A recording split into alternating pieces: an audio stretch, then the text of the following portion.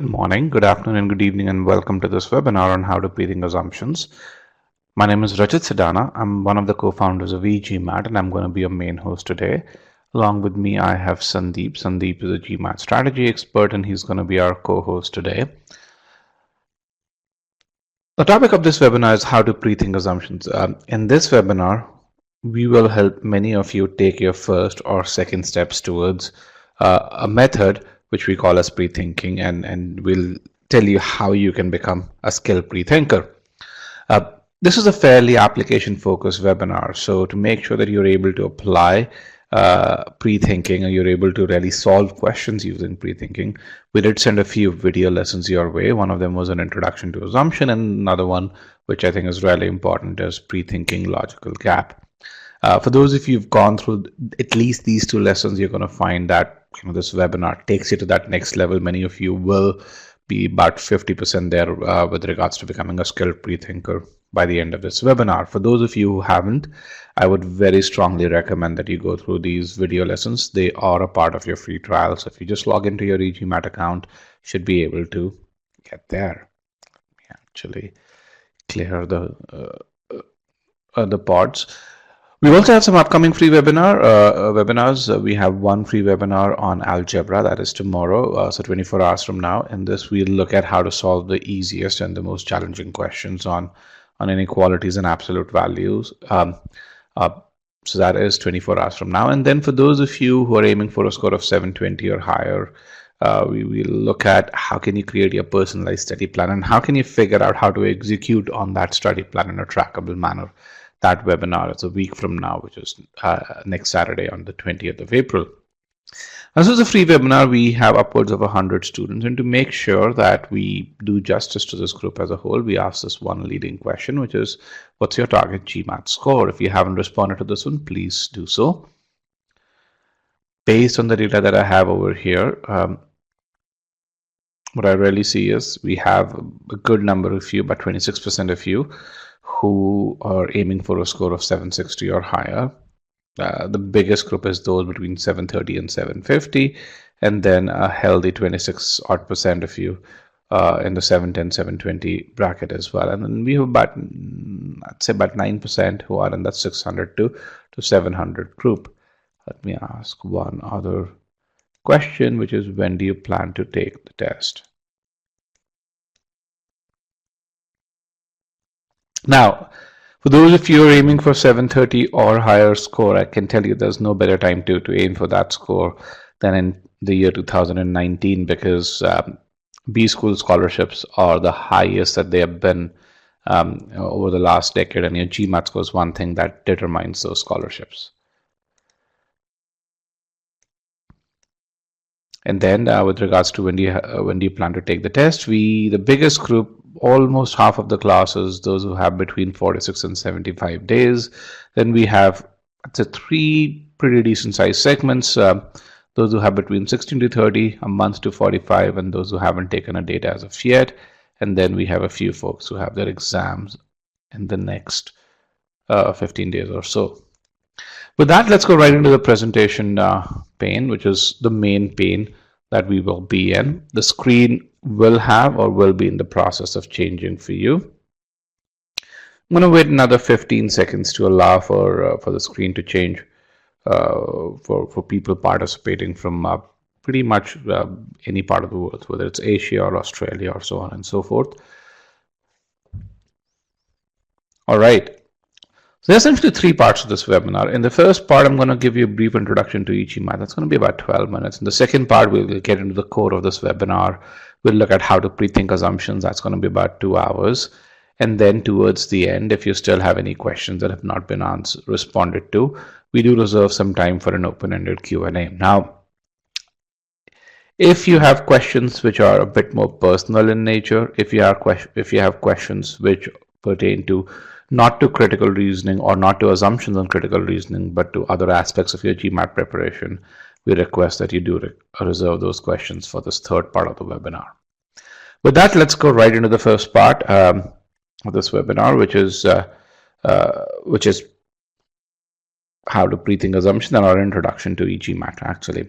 So I asked this question about your target GMAT score, and And then over 50% of you said that you're aiming for a score of 720 or higher. And statistically, only 6% of the people get to those scores of 720 or higher. So what is it that people who get to those scores do? A good number of them actually use e-GMAT. Now, why is it important to get to those to that 720 or higher score? Because when you look at the median scores at top B schools, and this is data from fall of last year, the median GMAT scores at top B schools have been going up. Now, why do we say that a good percentage of those who actually get to these scores use e-GMAT? When you look at the stats on major forums, one is the number of verified reviews.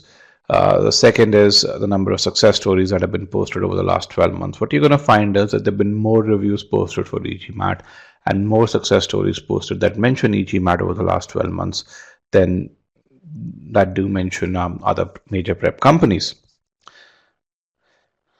So what makes our students more successful? I think there's one thing that distinguishes us from every other prep course or prep company out there. That would be our approach to GMAT preparation. How we think about when we brainstorm facilitating student learning, and to understand how we think about how our approach to GMAT preparation is different from the approach that other prep companies have. Let's understand the architectures for learning that exist today, because essentially when it comes to acing the GMAT, you need to make sure that you guys are prepped, you guys are among those top 6 percentile of students worldwide.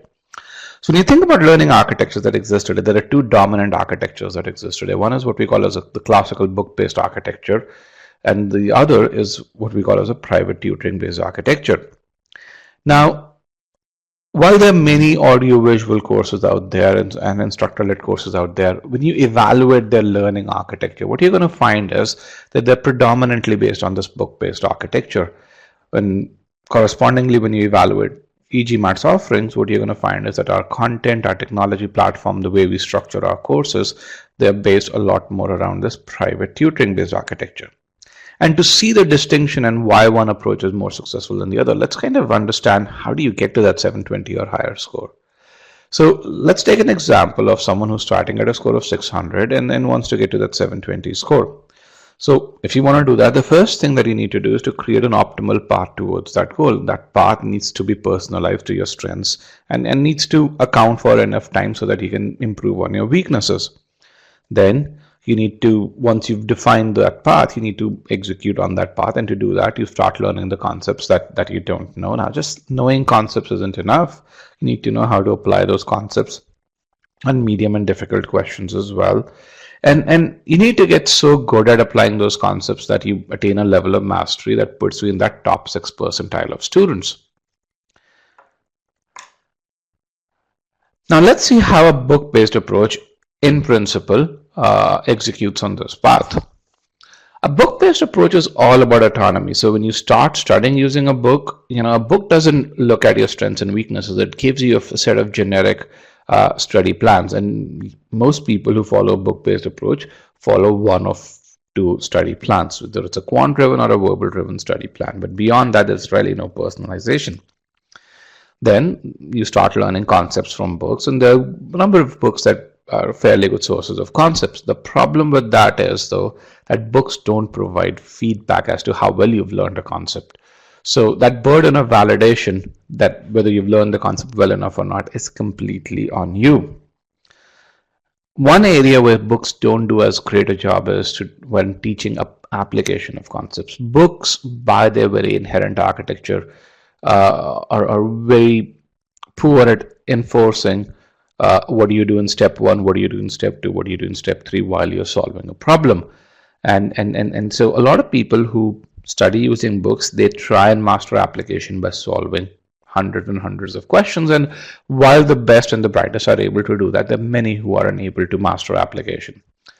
And then when it comes to evaluating whether you are among those top 6 percentile of students or not, a lot of people who follow this book-based approach end up taking tens of mock tests. And again, that burden of evaluation is completely on the student. So what you infer from a mock test is dependent on your ability to infer stuff from data. A private tutoring architecture, when you work with a real human private tutor, it works very differently. The first thing that a good private tutor would do is to make sure that he or she creates a personalized study plan, and while doing that, the private tutor would define your target quant and verbal scores, and define how much time you're going to put to attain those target quant and verbal scores. Then a private tutor would teach you concepts, and while he's teaching you concepts, a private tutor will give you feedback on how well you're learning. Then he'll teach you how to apply those concepts, and again, while doing that, he'll continuously evaluate you to see whether you are among that top 6 percentile of students or not. And then once you get to a level that's good enough, the private tutor would then tell you, okay, now you can move away from sentence correction or number properties to critical reasoning or algebra or word problems or so on and so forth. So while you're learning the same content in both these approaches, the extent of personalization, the extent of feedback, the extent of learning application is a lot more in the private tutor based approach, and it's no surprise why it's a lot more successful.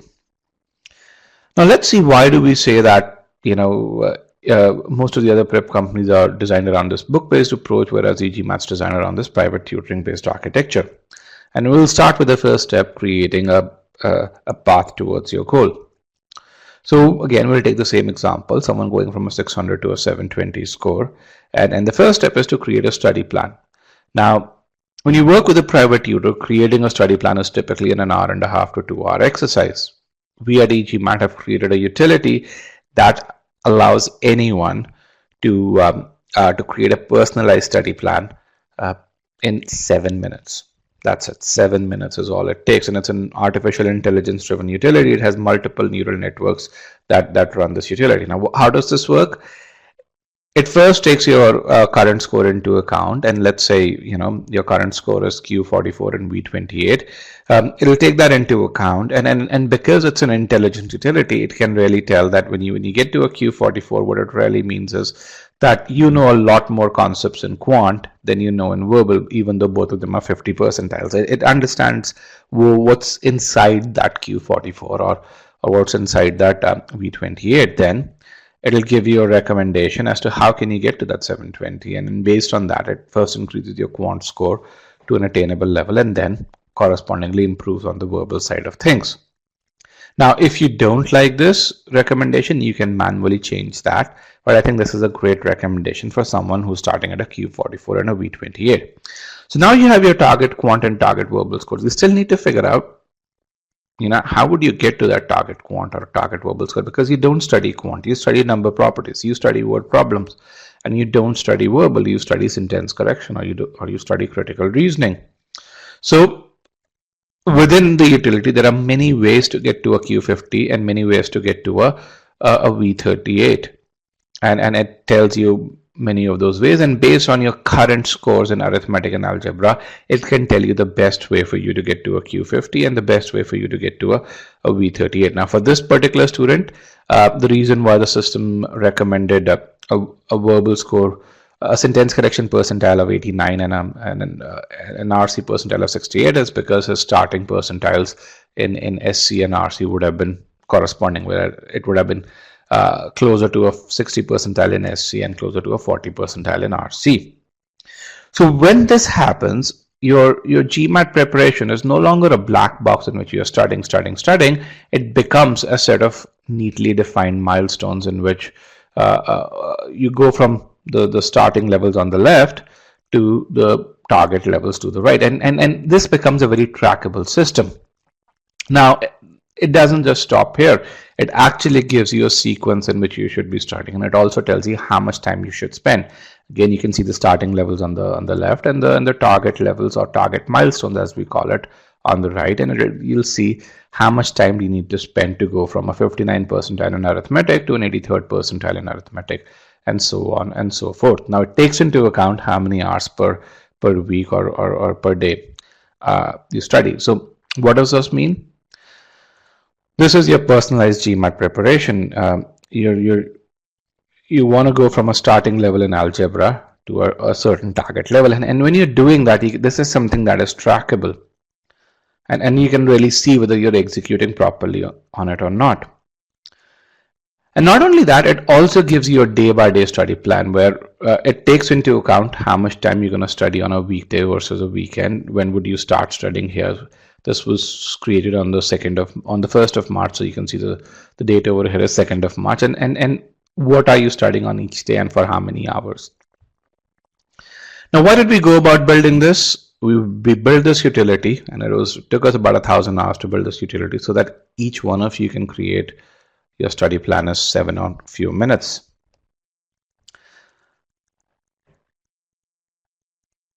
The next thing that a private tutor would do is to teach you concepts, and he'll give you feedback on the concepts as you're learning those concepts. Let's look at how an e-GMAT course is designed. This is the subject verb module in our sentence correction course. This is one of the 12 modules in that course. What you see over here are the concepts, are video lessons through which we teach concepts, and you can see where you see the video icon, there's a video lesson, and each concept has embedded quizzes in there where we give you feedback. Now this feedback's personalized to you. We track everything that you do. In fact, we even track the amount of time that you spend on these videos. In fact, we track the time that you spend on each slide within this video. Now, what's the value of this? When you see that you've not performed well in a particular concept, you can go and revise that concept, and you can and improve upon it. Now, how does this compare to some of the other courses out there? This is a very popular course by Magoo, and this is a subject verb module over there. What you really see is two things. First of all, just 2 video lessons, not as comprehensive. And the second thing is it reads a lot more like a book. It's an audio visual, yes, but essentially it's designed to be like a book. There's no feedback over here. There are no quizzes which are embedded in the concepts. The next thing that a private tutor does is, after teaching you concepts, he teaches you how to apply those concepts. And essentially, at e-GMAT, we've created an entity called an application file in which we teach you how to apply those concepts. We tell you what do you do in step 1, what do you do in step 2, what do you do in step 3. Then we evaluate you on your ability to apply those concepts. And then we make you apply the same concepts on the official questions as well. This feedback that you see over here is again very specific to you, so it's very personalized to you. Again, this is how every module, and there are upwards of 100 modules in the e-GMAT course, this is how every module is architected. When you look at the Magoo course, what you find is that there's no application. There's just one assessment towards the end, which is common to subject verb, to auxiliary verbs, and so on and so forth. But even in that assessment, there's no score that is shown over here. The goal over here is not to give you feedback, but just to provide practice. The last piece over here is assessing evaluation of mastery. And why is that important? The reason why it's important is because you need to know when to move on from sentence correction to critical reasoning, or critical reasoning to reading comprehension. Why? Because you're not studying sentence correction to just finish the course. You're doing that to achieve a certain level of ability. Now, how do you measure whether you've achieved that level of ability or not? And to do that, we built a quizzing platform called Scholaranium, which we sell with all our verbal courses and GMAT courses. In that, you have 10 ability quizzes for SC, 10 for CR, and so on and so forth. Now, when you take an ability quiz in 30 minutes, it'll tell you what's your ability score, and then it'll tell you where you're faltering. So for this particular student, one thing which is very clear is that this particular student is faltering in comparison, and if this guy improves on comparisons, it's fairly simple to really see that this particular student will be able to get to that 90 percentile score. So once again, while you learn the same content in both these approaches, you can really see why and how e-GMAT is built around this private tutoring based approach, and why that leads to results which are a lot more successful. Now, who's created all of this content? 4 out of GMAT Club's top 5 rated instructors have created this content and have defined this technology platform. Instructors who've actually been reviewed a lot more frequently on GMAT Club. So while only 6% of the people get to that score of 720 or higher, you can really see why a good number of them use e-GMAT. Now, we are starting our quant and verbal batches today. This is what a verbal batch looks like. We're starting with Prethinking for Assumptions, which is our first session. Then we'll do critical reasoning for the next 9 days or so. Then we'll move on to sentence correction. We'll do that for another a couple of weeks, and then move on to reading comprehension and our verbal batch with the proctored mock test. Now this is designed for working professionals, so all sessions do take place either on a Saturday or a Sunday, and you can really see this is 7 a.m. Pacific time, which is 7:30 p.m. IST, or 10 a.m. Eastern, or I think 3 p.m. UK. We also started our quant batch today. We started with algebra. One in algebra to see. There are 2 sessions in algebra because it's one of the bigger topics. Then we have a session in geometry, then 1 in PNC probability, 2 in number properties, word problems, and then we end with a proctored mock test. Again, sessions take place on the weekends. It's designed for working professionals. You can download these batch calendars over here. Now with that, I've come to the end of my introduction. If you want to stay updated with all things e-GMAT, I invite you to connect with me on my LinkedIn. I have upwards of 10,000 students connected with me on my LinkedIn. We also post about 5 articles every week. So if you want to stay updated with all things that are going on in the MBA world, this will be a great way to catch up with things as well. With that, I have come to the end of the first part of this webinar. We will now go to the second part, which is how to pre-think assumptions. I'm going to hide the batch calendars. So how will we go about doing this? First of all, we'll discuss how you approach assumption questions today. Then we'll do a simple pre-thinking exercise. Now between points 1 and 2, we'll revise some basics. We'll understand what an assumption is. We'll understand the negation aspect associated with assumption. But then we'll do a pre-thinking exercise. And then we'll solve 2 full-length questions. Now these full-length questions will be solved as a quiz. So I'll give you both the questions. Then we'll review them one by one, and we'll apply pre-thinking. We'll use the negation test as well. And then we'll look at what should you do next. How can you practice more? Where can you learn more overall? And then how should you evaluate whether you're getting good with whether you getting pre-thinking or not.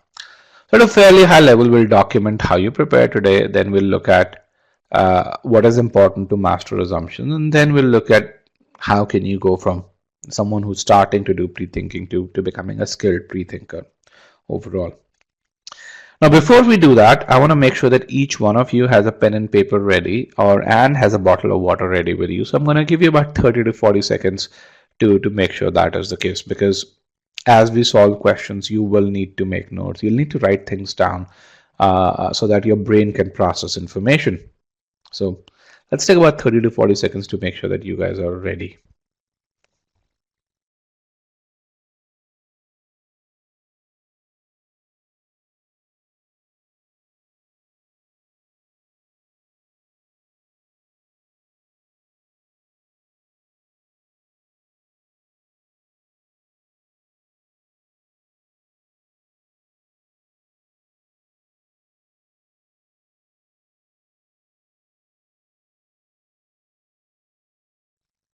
All right. With that, let's move forward. Hopefully everyone has a pen and paper and a bottle of water ready. So let's understand how you approach critical reasoning questions today. Before that, I want to define what pre-thinking is. Pre-thinking is thinking one potential assumption in your mind before you look at an answer choice. So when you think of an argument, an argument can have many correct assumptions. Our goal is not to think of all possible assumptions, but one potential assumption. Now, a skilled pre-thinker, after reading the argument, is able to do this in about 15 seconds. You're not a skilled pre-thinker as of now, so it'll probably take you about a minute to do this, and that's okay. But eventually, it'll get to the point where you'll be able to do this in about 15 seconds. And the third point, or the third item in quotes, is very important, that you have to do this before you look at any content in the answer choices. Once you look at answer choices, it's useless. Because the answer choices contain information that cloud your judgment. So pre-thinking has to be done before you look at any answer choice. Now, I also want to make sure that what pre-thinking is not. Pre-thinking is not an act of predicting the answer. A lot of people think pre-thinking is predicting the answer. No, that's not. We're just thinking of one potential assumption in our mind. The goal of pre-thinking is that you understand the logic that the author is using to arrive at the conclusion.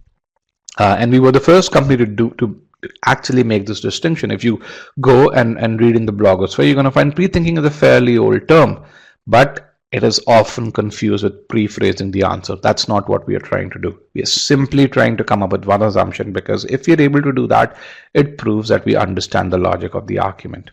Okay, so let's see how you answer critical reasoning questions today.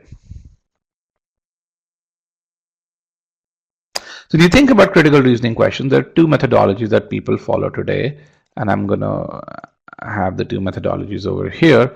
I want you to tell me which methodology do you follow.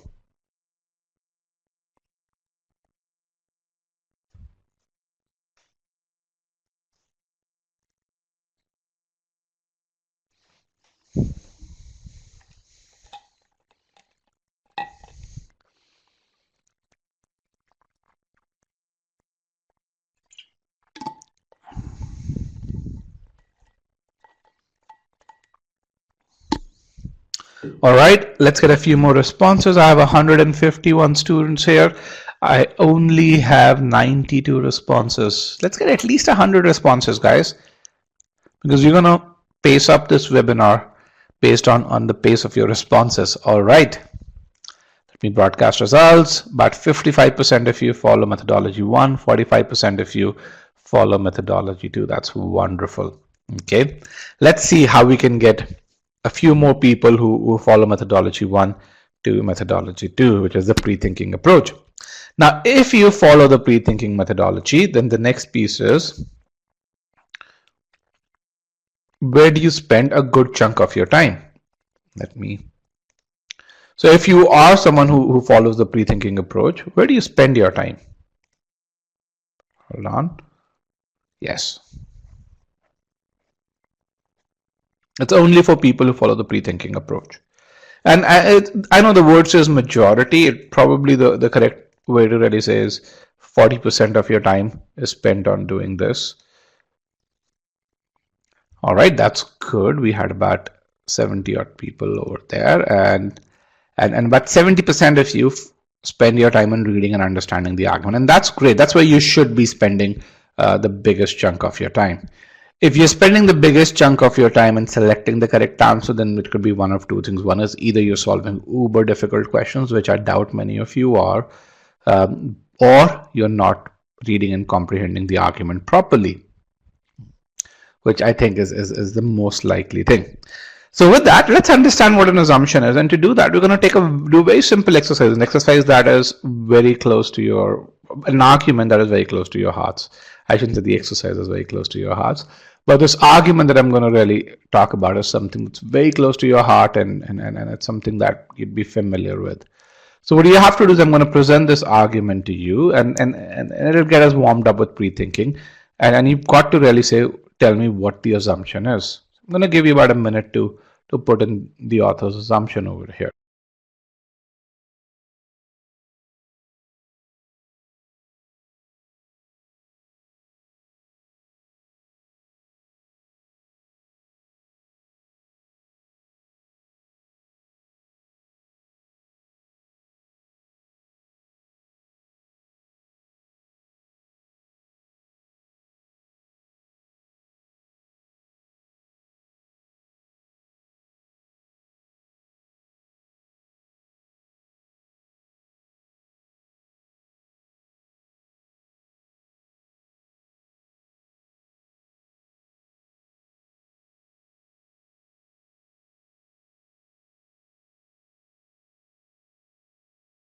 All right, I have 64 answers. That's really good. 72, 73. As soon as we hit 80 answers, I'm going to broadcast results.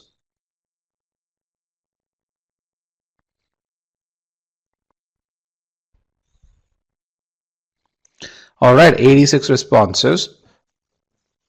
And you can really read the responses that others have written. And essentially, a good number of you have said, hey, 500 is not enough to get into an Ivy League college. And the reason why many of you have been able to get to this answer, which is the correct answer, is because you understand the logic that the author is trying to use.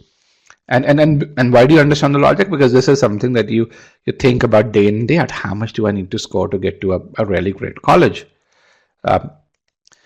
So let's see what the author does. And it's really important to understand how this argument sequence, because a lot of arguments are sequenced in a similar manner. They may seem a lot more complex to you, but they follow a very similar architecture.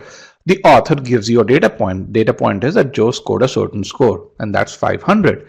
And then based on this, the author makes a conclusion. He says, therefore, he'll not get admission into an Ivy League college. So when you see this, what the author is doing is he's making what we call as a logical jump. He's equating the score to not getting admission into an Ivy League college. And while making this logical jump, I mean, the jump is logical, it's not illogical. And that's something that you're going to find with a lot of CR arguments. They're very logical. What the author is assuming is that a score of 500 for someone like Joe is unacceptable to Ivy League colleges. Okay. And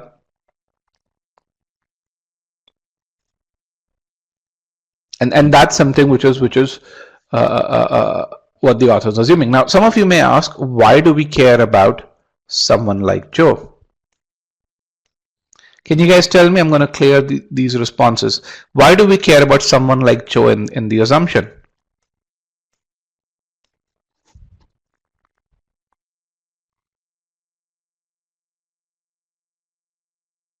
Why do we care about this aspect?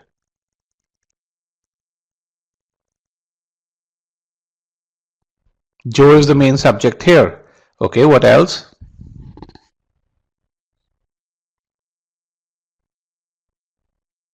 Okay, yes, it could represent a person with his alternate results like the GPA. Think a bit deeper. Look at the argument once again. I got one guy who really got to the answer. So there's one guy who said, and I couldn't look at his name. I'm going to move this away so that you guys can focus on this. When you think about the conclusion, what the author is saying is that Joe will not get admission into Ivy League college. The author is not saying that anyone with a score of 500 won't get admission. He's saying specifically Joe. So since the conclusion is about Joe specifically, the assumption has to be about an entity like Joe.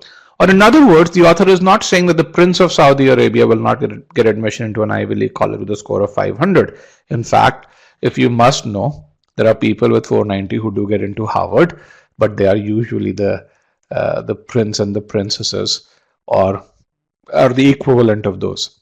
But again, the thing that I want to make sure that I want to emphasize on is that an assumption is very closely tied to the conclusion. And since the conclusion is about Joe, the assumption has to be around Joe.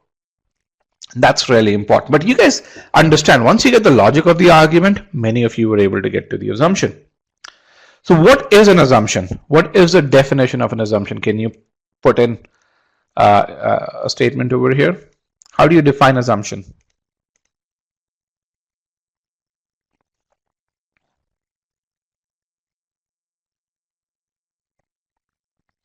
I'm going to remove broadcast results. So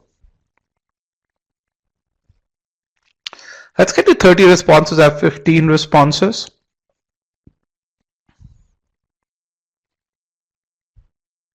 29, 32, good. And I'll let you read this. Many of you really put in something which is very close to the actual statement. That's good. So I understand that you guys have some sort of a foundation. So an assumption is an unstated idea that must be true for the conclusion to be valid. And I like this definition because it talks about two things overall. Let me reopen poll so you guys can really see this. First, it talks about the fact that an assumption is something that can't be inferred from the argument. And then it talks about the validity of the conclusion and the must be true aspect, that is, and relates that must be true aspect to the validity of the conclusion. Okay, because and the reason why I like it is because a lot of people remember the must be true, but then they don't relate it to the validity of the conclusion, and we'll look at why that is the case. And if you understand the validity of the conclusion, by the way, that's all that you need to know in assumptions. You'd be able to pre-think assumptions left and right. So when you look at this definition, you can infer two things about an assumption. One is that it must present new information that you can't infer from the argument. And the second is it must satisfy that must be true condition. Now, many of you must have heard about this thing called the negation test in assumption. And that negation test in assumption is solely built around this must be true condition. This must be true aspect of the of assumption allows us to build a test called the negation test. Okay. Another way to think about an assumption is that think of this roof and then think of this house, and in this house, let's assume that this roof is your conclusion, and these pillars are, things that support the roof to stay where it is. Now, some of these pillars are supporting pillars, which means they make the roof stronger, but one of these pillars is what we call as an essential statement. This is a central pillar over here, which means even if you remove the pillars on the side, this roof would still stay upright if the central pillar were there. And it is this central pillar or this essential pillar that is your assumption. It must be there for the roofs to stay up. Similarly, an assumption must be true for the conclusion to remain valid.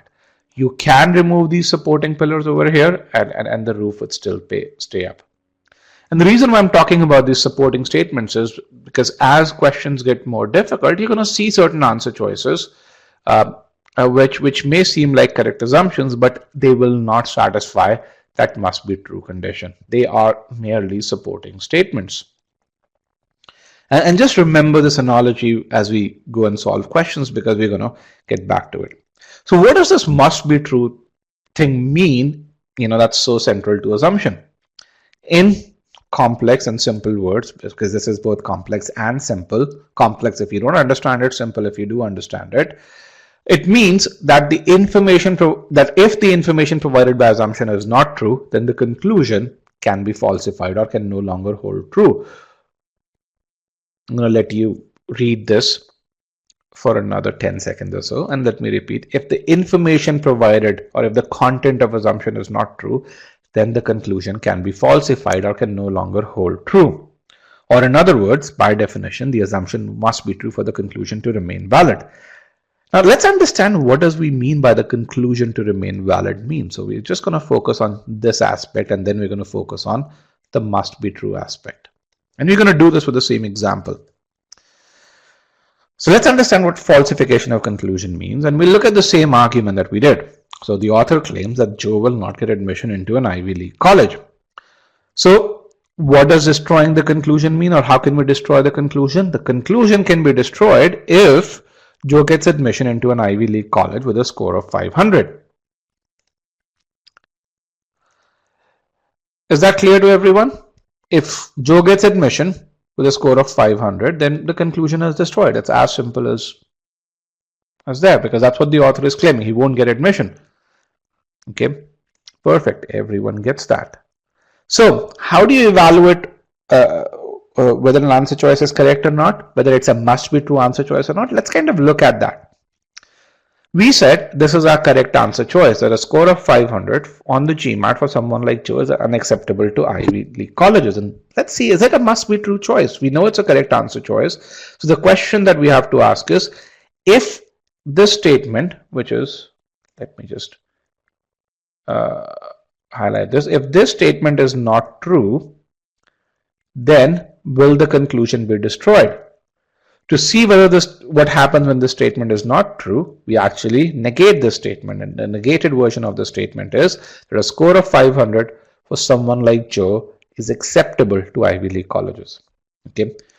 The key thing over here to understand is when you say a statement is not true, then its negated version automatically becomes true, and we'll take a look at that example. But let's see, if that statement is not true, which means that a score of 500 for someone like Joe becomes acceptable to Ivy League colleges, what happens to our conclusion? Does our conclusion break down? Absolutely. Why? Because, hey, if a score of 500 is acceptable, then the author can't say with 100% certainty that Joe will not get admission into an Ivy League college. What we just did was we applied the negation test.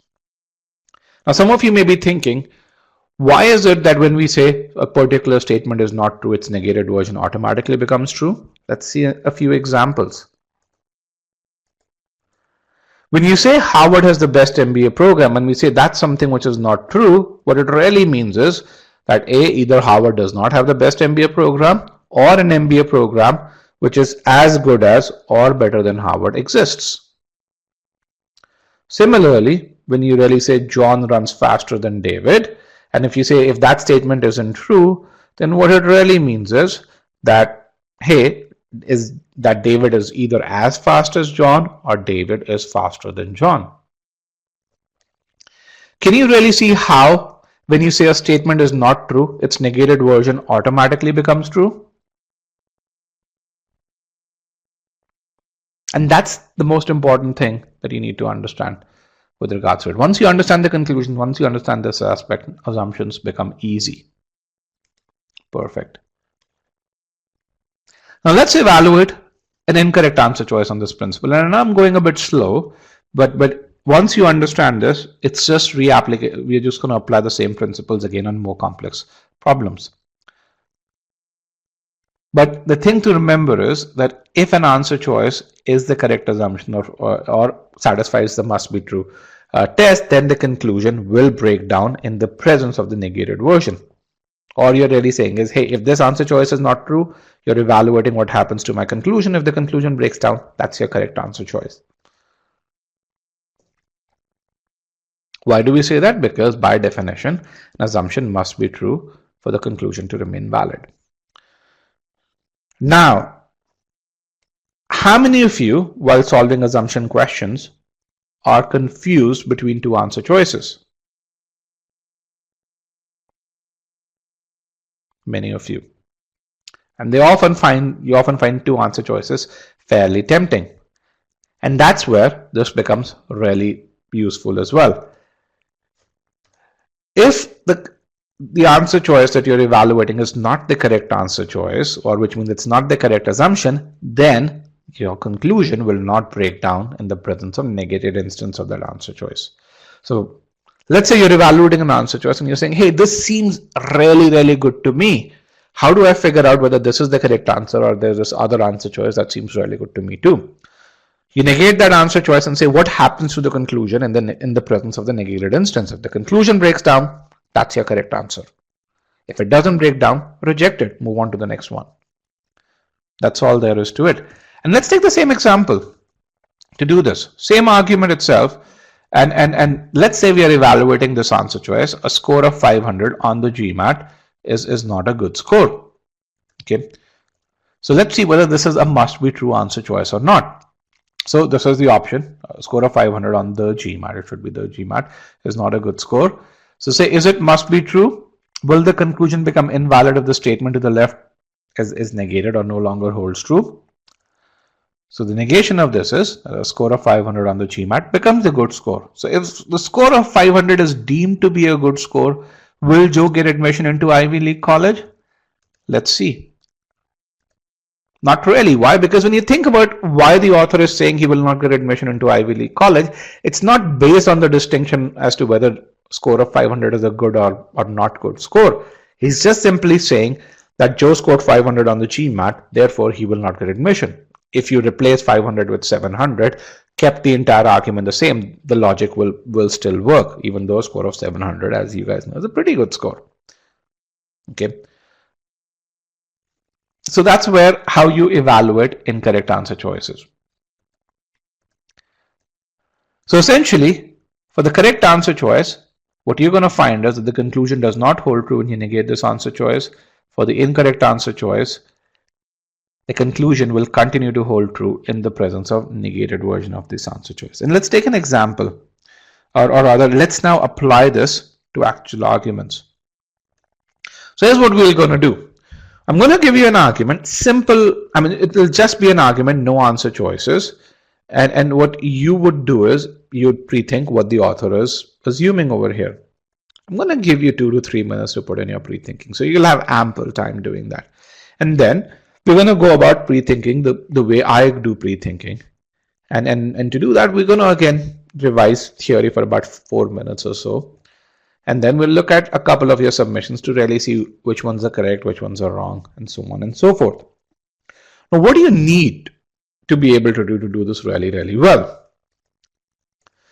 The first thing is we need to be able to read an argument. You need to be able to understand, hey, what's the main conclusion? What is the author saying in the main conclusion? And what is the basis of that? What facts does the author present? Are there any intermediate claims that the author is making when he arrives at the conclusion? One of the most important things for you to be able to do that is, within the argument, you should be able to identify which statement is the conclusion, and based on that, understand how the author is arriving at it. Then the only thing that you need to know once you understand the conclusion and the argument's logic is to understand what an assumption is, in which we already did. Now, some of you will do really well in this. Others would falter, and those who falter, here's what you're going to be doing: one of two things. One is you'll be reading really, really fast. And that's what I find as to be the most common reason why people falter. People are not used to reading to understand. The key to acing GMAT verbal, not just critical reasoning, but also reading comprehension and sentence correction, is to read slowly. And some of you may be surprised because not many experts tell you that. But trust me, once you read slowly, you improve your comprehension. Answers come a lot more quickly to you. The second reason why people worry about us is, you guys would be looking at, some of you would be looking at the clock. You'd be tempted to do that. And you'd really be, while looking at the clock, asking yourself, hey, what's the assumption? What's the assumption? Rather than asking the right question. And we're going to really look at what that right question is. But again, the key to getting this right is read the argument slowly, identify the conclusion, identify that the logic that the author is using to arrive at the conclusion. And by the way, make sure you have that pen and paper ready. So with that, here is your first argument. And again, you have to figure out what does the author assume while making his claim. 3 minutes, here's your argument.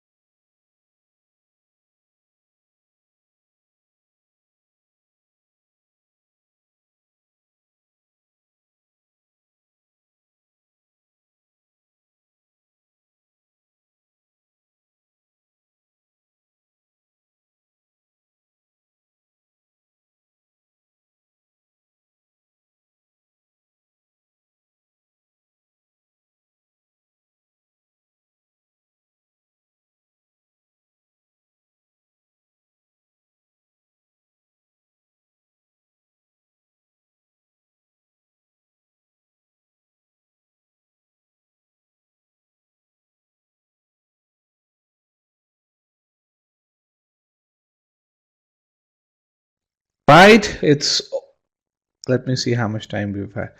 It's about 3 minutes and 30 seconds is what I gave you, and I see about 57, 58 inputs. That's really, really good. I'll let you guys give you guys about 20 to 30 seconds to read the responses. I see some really good responses, by the way, based on what I've read. So typically, for this argument, I get about 5 to 6 good responses. Over here, I see about 10 to 11 good responses. So that's really, really good.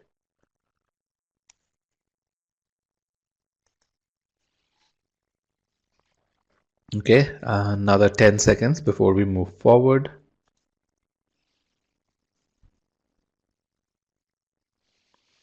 3, 2, and 1.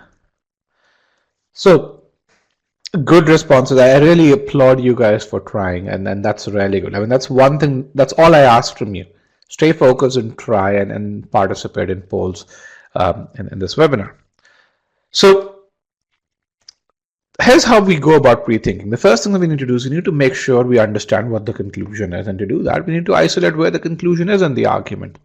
Then we need to understand how does the author arrive at the conclusion, and then we need to put in we need to figure out what the author is thinking, or what the assumption is. So that's kind of step 3 is the core step where we do our pre-thinking. And to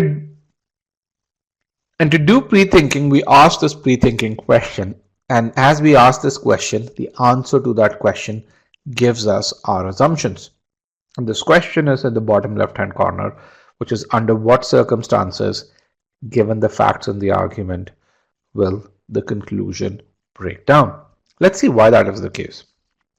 Again, just a brief revision of the theory. What is an assumption? An unstated idea that must be true for the conclusion to remain valid. So if you remember that house analogy that we did, where the roof is your conclusion and the assumption is that essential pillar. So if you think about it, without the conclusion, the roof goes down, or without the essential pillar, the roof goes down. So without an assumption, the conclusion will break down, which means that your assumption is built around those scenarios in which the conclusion breaks down. Why? Because the assumption protects the conclusion from breaking down. So to figure out where you're going to put the assumption, you've got to figure out where does the conclusion break down, and make an assumption to make that scenario impossible. Okay, so a way to find assumptions is to figure out scenarios in which that could break the conclusion down. Once you figure that out, your assumption very simply is that those scenarios are impossible or do not exist. Let's see how we do that. So this is what we call as a falsification, or the breakdown method of figuring out what the assumption is. We ask this very simple question: under what circumstances, given the facts in the argument, will the conclusion break down? And this is our argument over here. Again, the same argument. So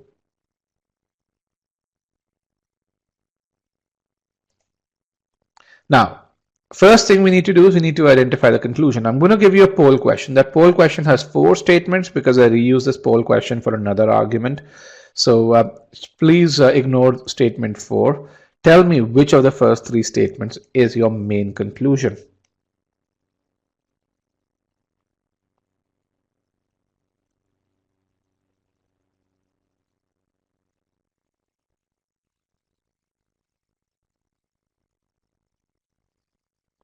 Let's get a few more responses. As I said, please ignore statement 4. Statement 4 doesn't exist here. It's only statement 1, 2, or 3. Which of these 3 statements is the main conclusion? Okay, 3, 2, and 1. Let me end the poll.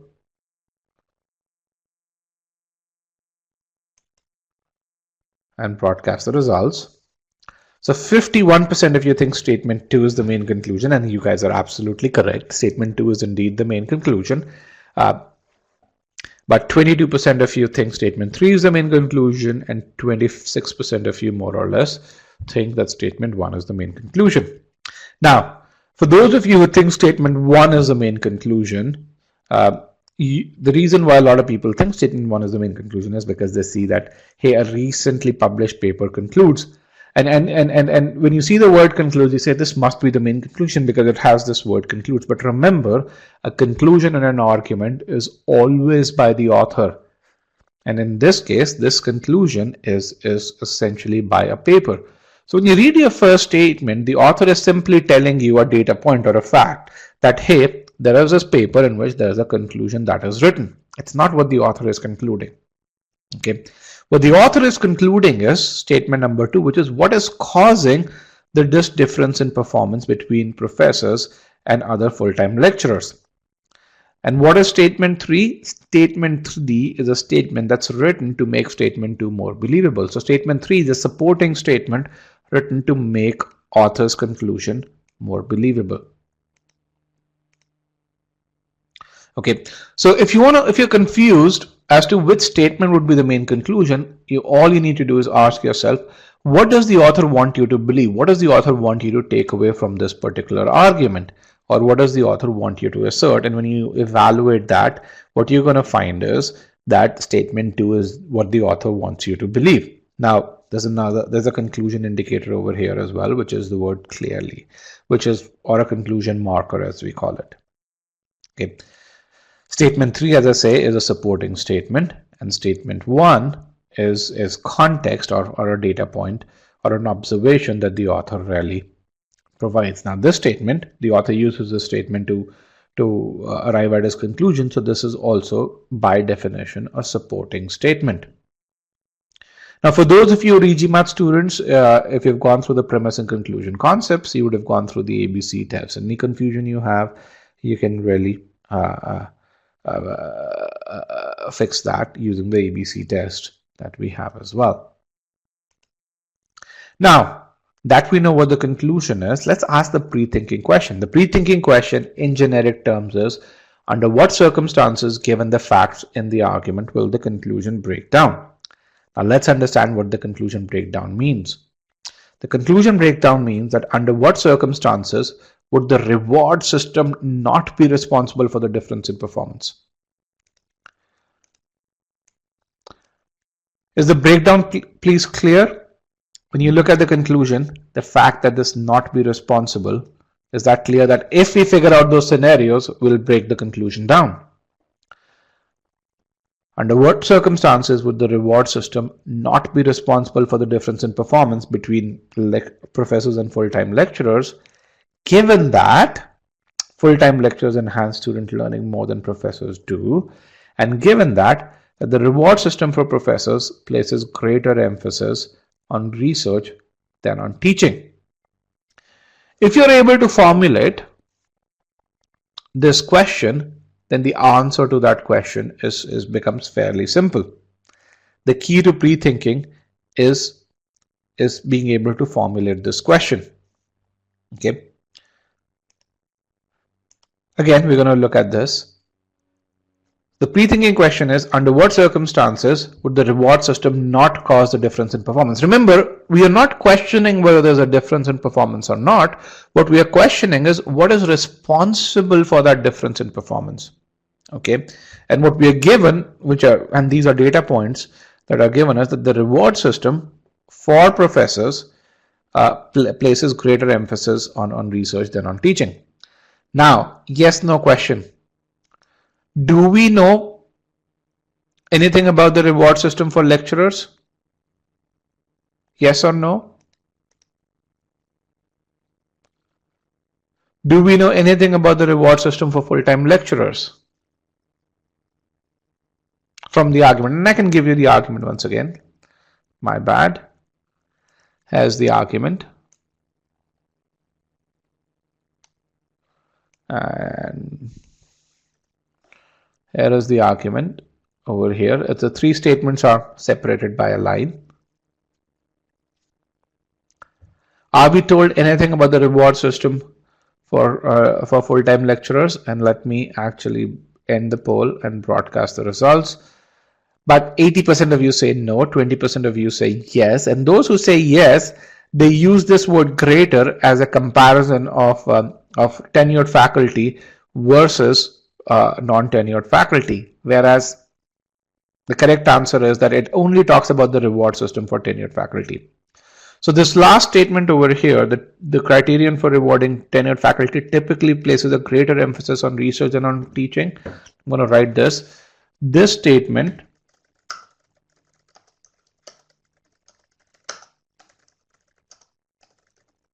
which is the same as professors. It does not provide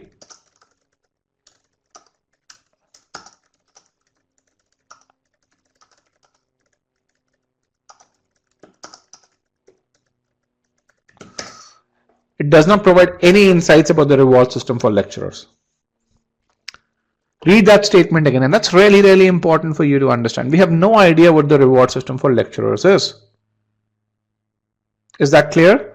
For those of you who really said, no, we have an idea. No, we have no idea, because this statement only tells me the reward system for professors. Okay. If you're still saying no, it's not clear, you should put your question in the Q&A pod, which is right below the presentation pod. Okay. So what we have to falsify, we have to figure out a condition under which the reward system will not cause a difference between tenured and non-tenured. What are some of the falsifying scenarios in which we can't blame the reward system for the difference? If the non-tenured faculty has an identical reward system.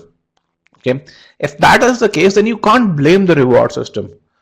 Or if you can figure out that most tenured professors don't care about the reward system. So in that case, you may have a reward system, but if professors don't even know that such a reward system exists, then you can't blame the reward system. Or number three is if, as some of you actually pointed out, if something else is responsible for the difference in performance. Okay.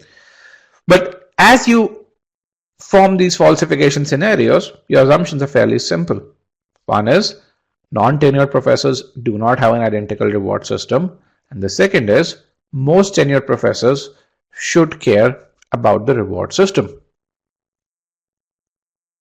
Those are your assumptions. Why? Because if these assumptions are not true, then the conclusion breaks down.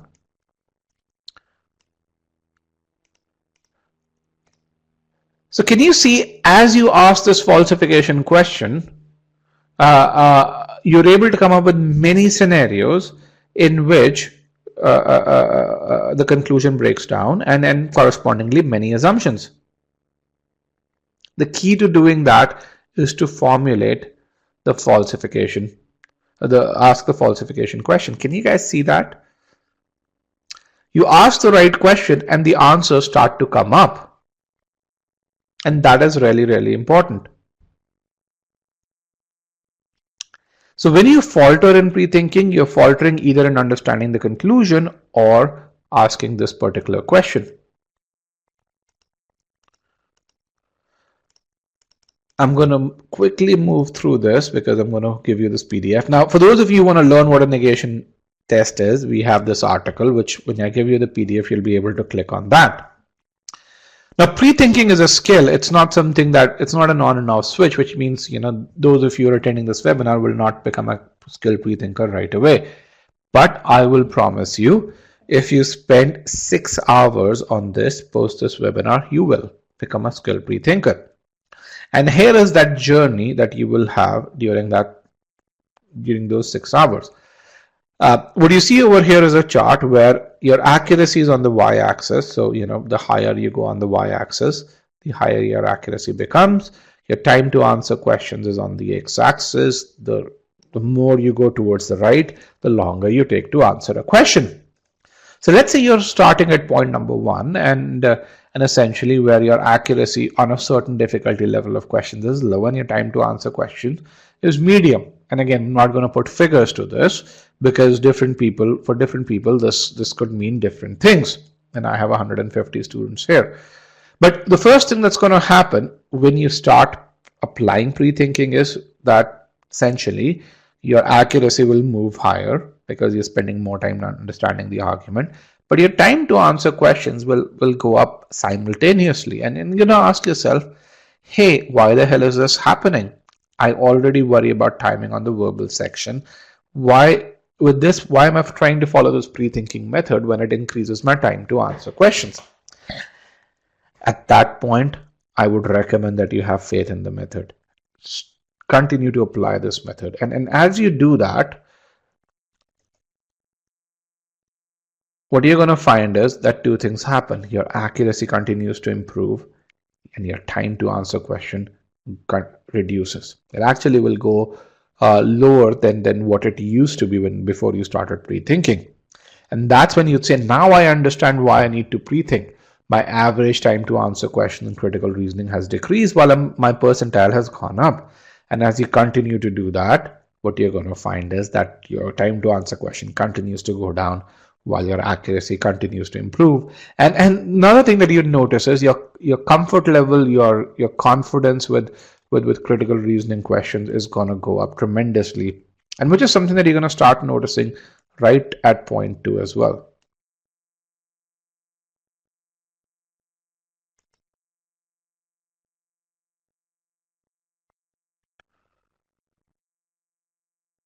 Okay, DJ, for the previous argument, yes, DJ, I'm going to just really say that to this.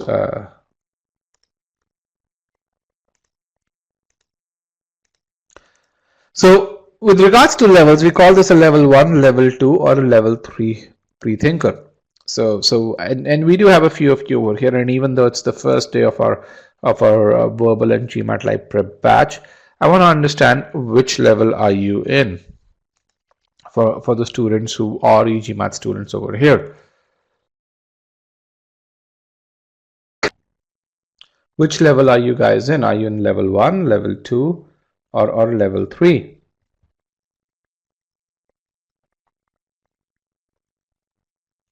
Blake saying, do you apply pre-thinking to all CR type questions? Absolutely. So assumptions is just the foundation, and then we extend this assumption approach to evaluate. So tomorrow we have the evaluate session, and in that we're going to extend this approach to evaluate, and then from there on we'll extend it to strengthen, weaken, and so on and so forth.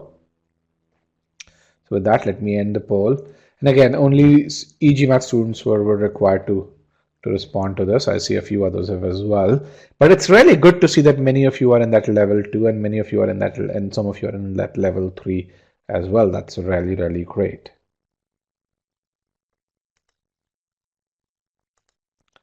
Someone with the name GMAT says, I've completed assumption module, but still falter in some questions. And you would, I mean, as questions get more difficult, you're going to falter in it. On the GMAT, even those who scored 95 percentile, they make a few mistakes. But I'm not saying you're not going to make any errors, because in an adaptive test, questions do tend to get difficult. Even when I solve questions, I make a few mistakes as well.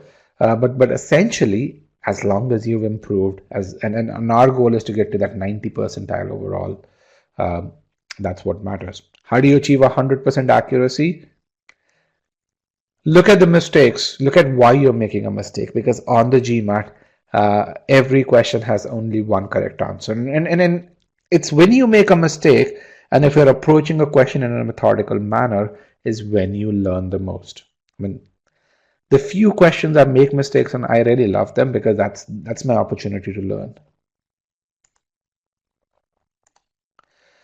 Here's what some students said about pre-thinking, and there's this guy who said, understand the passage completely, take your time. Equally important is pre-think and answer before looking at the answer choice. Probably this one word will have the most impact on your GMAT score.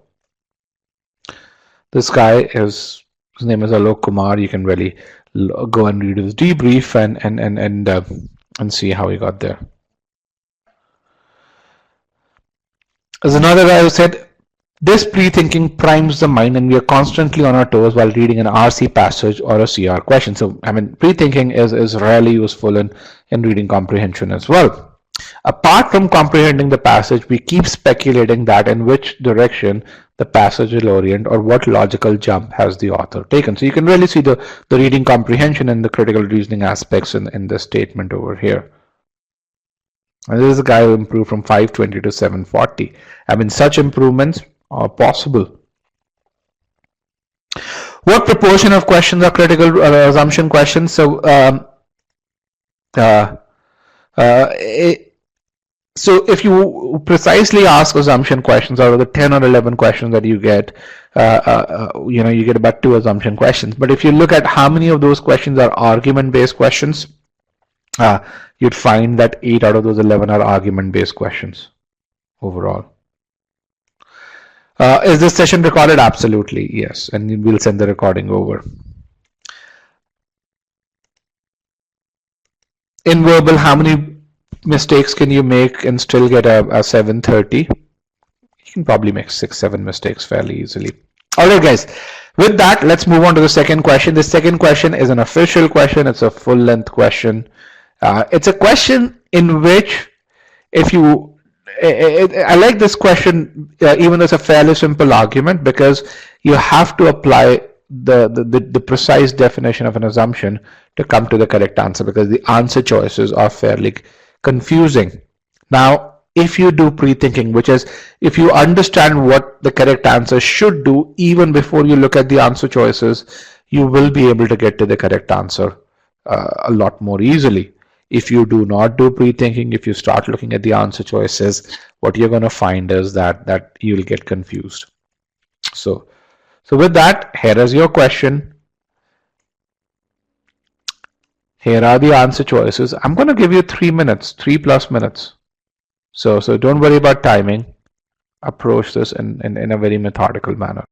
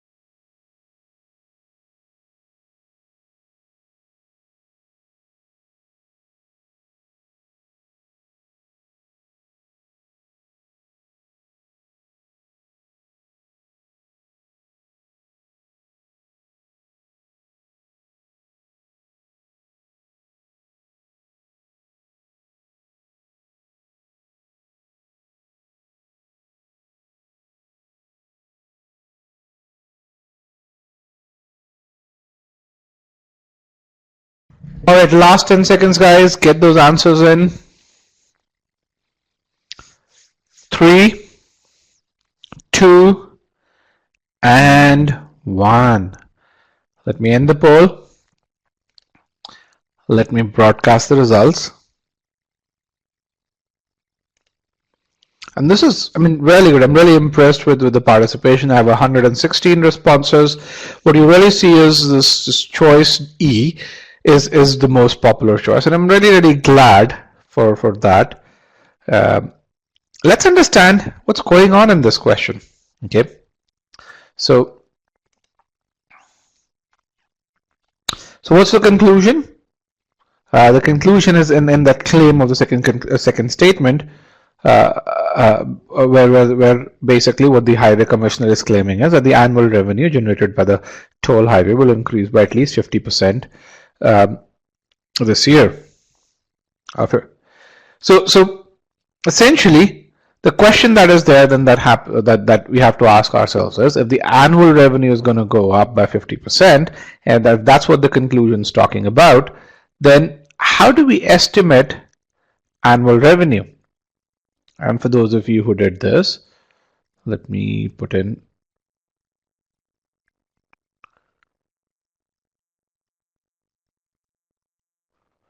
a short answer pod. How do you estimate annual revenue? What's the generic formula for estimating annual revenue?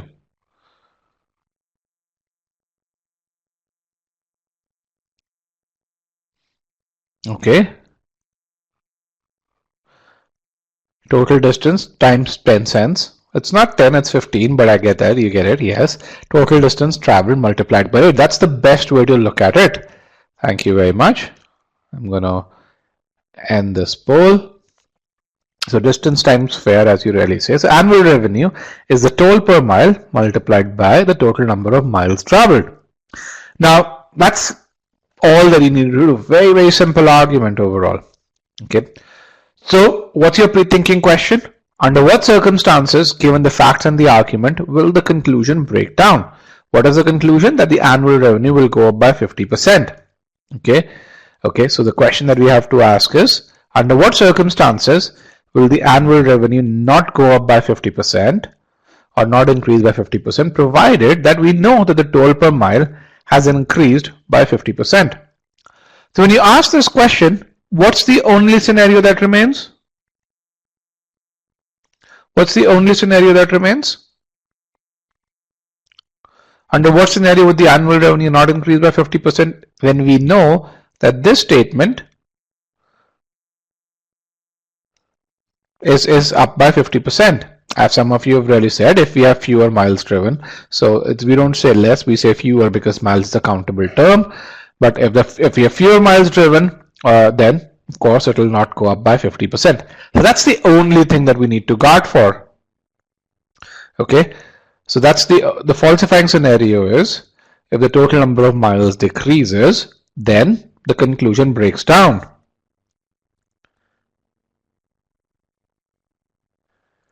Okay, which means my assumption really is that the total numbers of miles driven does not decrease. Okay, my assumption is the total number of miles driven does not decrease. Now, let's look at the answer choices. Which is the only answer choice that talks about total number of miles over here? Choice E. Yes. E is the only answer choice that talks about total number of miles. Now, I'm going to put in how you responded to this. This is how you responded to this. Choice B was very popular, choice C was very popular, and choice D was very popular as well. So we're going to understand why those are incorrect. Okay, many of you chose choice E, which is great, but we'll also look at why choice B, C, and D are incorrect. The choice B, let's go back over here. It says, talks about the total number of trips made on toll highway will not decrease. Okay.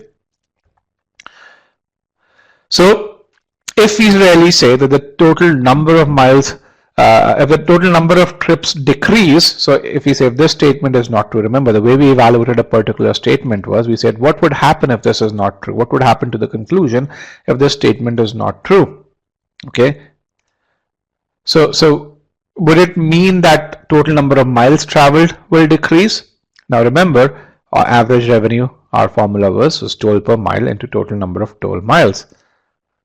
Okay. And the answer to that is not really. Why? Because even if we have fewer trips, we could still travel the same number of miles if the number of miles per trip increases. So keeping the total number of trips to be the same is not a must be true. Do you again understand the must be true aspect over here? This statement is a strengthener. It's a really good strengthener, but it is not an assumption. Why? Because we don't need the total number of trips to be true to really say that the total number of miles should remain true. Why? Because if the total number of trips decrease by 10%, then if the average length of the trip increases by 10 to 11%, we can still make up for it. Okay. So the question, what's the level of this question? This is a 700 level question. You saw in a group of 130 odd students, the average accuracy, was 36%. So typically the stat here is if any question has an accuracy of 45% or lower, it's a 700 level question. Okay. So again, that's the must be true aspect that you need to worry about. The other choices C and D were wrong for the very same thing. They all were strengtheners, but they were not must be true. And you can really see that as you go back over here. Okay. Average length of a trip does not decrease. Well, the average length of the trip can decrease if we have more trips, then the average length of the trip can decrease. So it's not a must be true. The number of drivers who avoid highways will not increase. Again, doesn't matter. Why? Because those who stay on the highway, if they drive for longer, then my total number of miles driven can still remain the same. So while all of these are nice things to monitor, they are strengtheners, they are not must be true. The only thing that is must be true is your choice E. All right. So that's how you apply this. So now we're going to actually up the ante a bit more. And what we're going to really do is we're going to solve even more difficult questions. In fact, we're going to solve two of the most challenging questions that you're likely to see in assumptions. So difficult questions, try and follow the process. And the way we go about doing this is, what I do is I ask you to put in this response to this term not answered. So everyone, even before I show the question, select not answered, because I don't like to time you for this. So I want everyone who's going to respond to this question to say not answered. And when you have chosen another answer other than not answered, I know that you guys are ready. So that way I don't get to time you. Only when 80% of the class is done is when I start to call time. So in this timer, you would see at the bottom is I will update what percentage of the class is done. So right now it's 0% that is done. Can I get at least 90 people to say not answered, guys? And again, remember, this is the poll question for the next question. So I have 84 people who've said not answered, 86, 89, one more, 90. Perfect. I'm going to remove broadcast results. I'm going to show you the next full length question. It's called RDS Technologies. Good luck with it. It is a difficult question. So, read slowly and write down.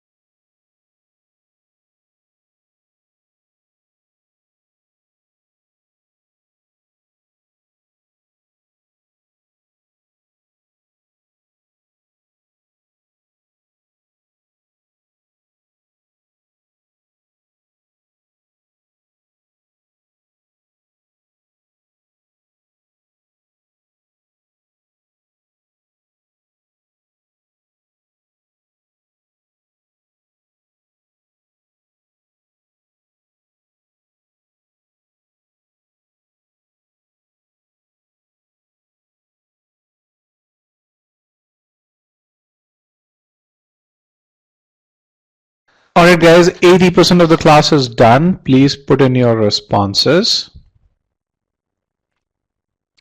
3, 2, and 1. I'm going to end this poll. I'm going to show you how you polled over here. You can really see choices A, B, and D are fairly popular.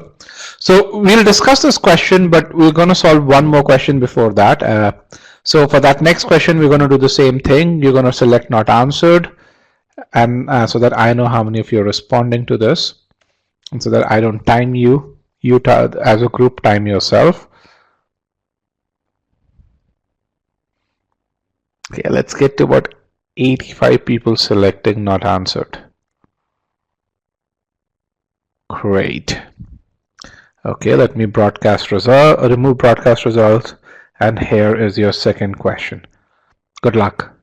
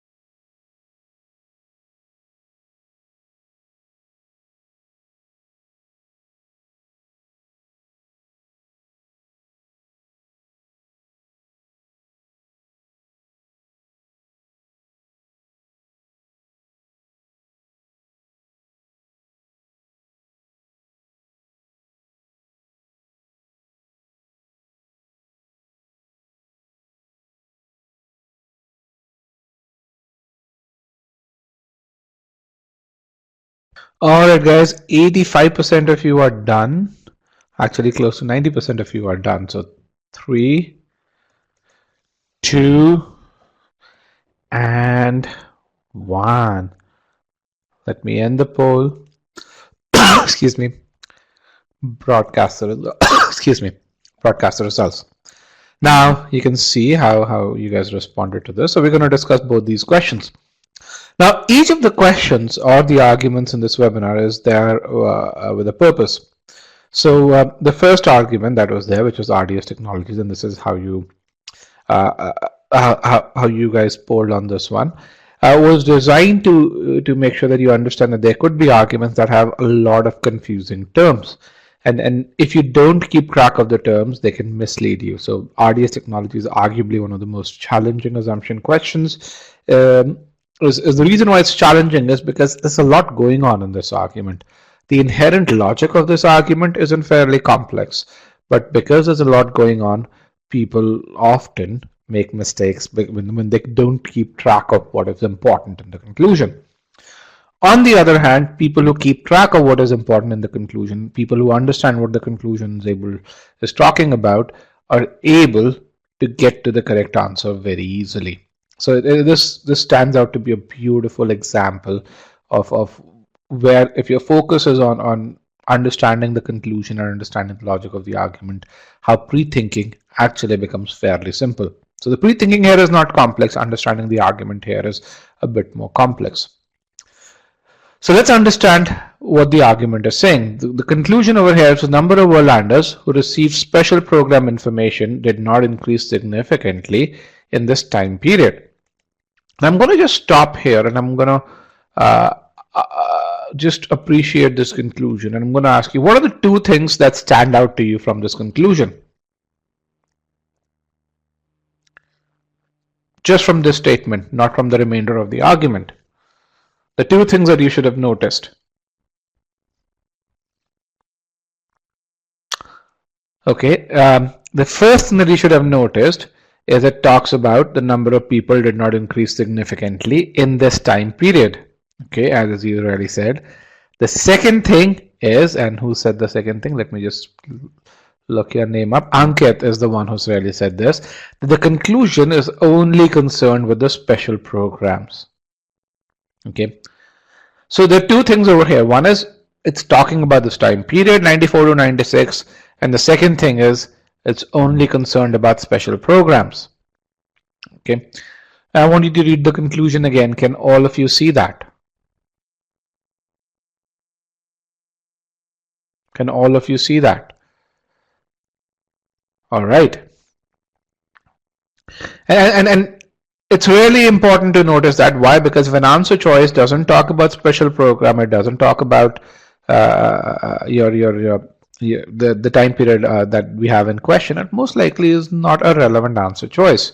So just this noticing these little things can be really useful. Okay, why does the author say that? Why does he make that claim? He says there are two things that happened. Number of RDS equipped radios in Verland in 96 and 94 was about the same. So these are the radios that people have in their houses, or where we receive, using which we receive the programs. And then the number of transmitting stations increased from 250 to 600. Okay, between 94 and 96, during these 2 years, the number of transmitting stations increased quite a bit. Now there's a word however between these two statements, and what it indicates is that they are contrasting statements, which means statement 2 may point towards something and statement 3 may point towards something that is contrary to what statement 2 points towards. And when you look at the content of these statements, you agree. If the number of transmitting stations have increased, then you would expect the number of receiving radios to also increase overall, but that hasn't happened. Okay.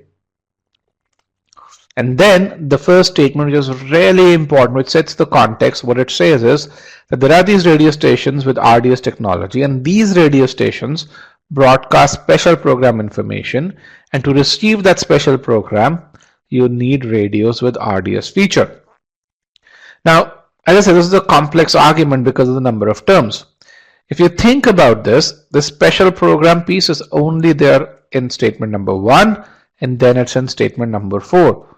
So if you did not draw, or if you did not make the logical structure in your mind, it's very likely that you would have missed this connection.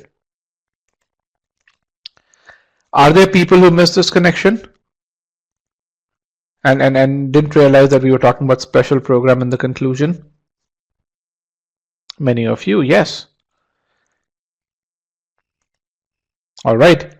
So half of you did. Others, I mean, I see as many yeses as no's. So what's the logical structure over here? What the author is trying to claim is that between 94 and 96, very few additional Worldlanders received RDS programs. What happened between 94 and 96? The number of RDS radios more or less remained the same. So, if you had 1,000 RDS radios in 94, you still had 1,000 RDS radios in 96, and the number of transmitting stations which could transmit these special program information, they increased quite a bit.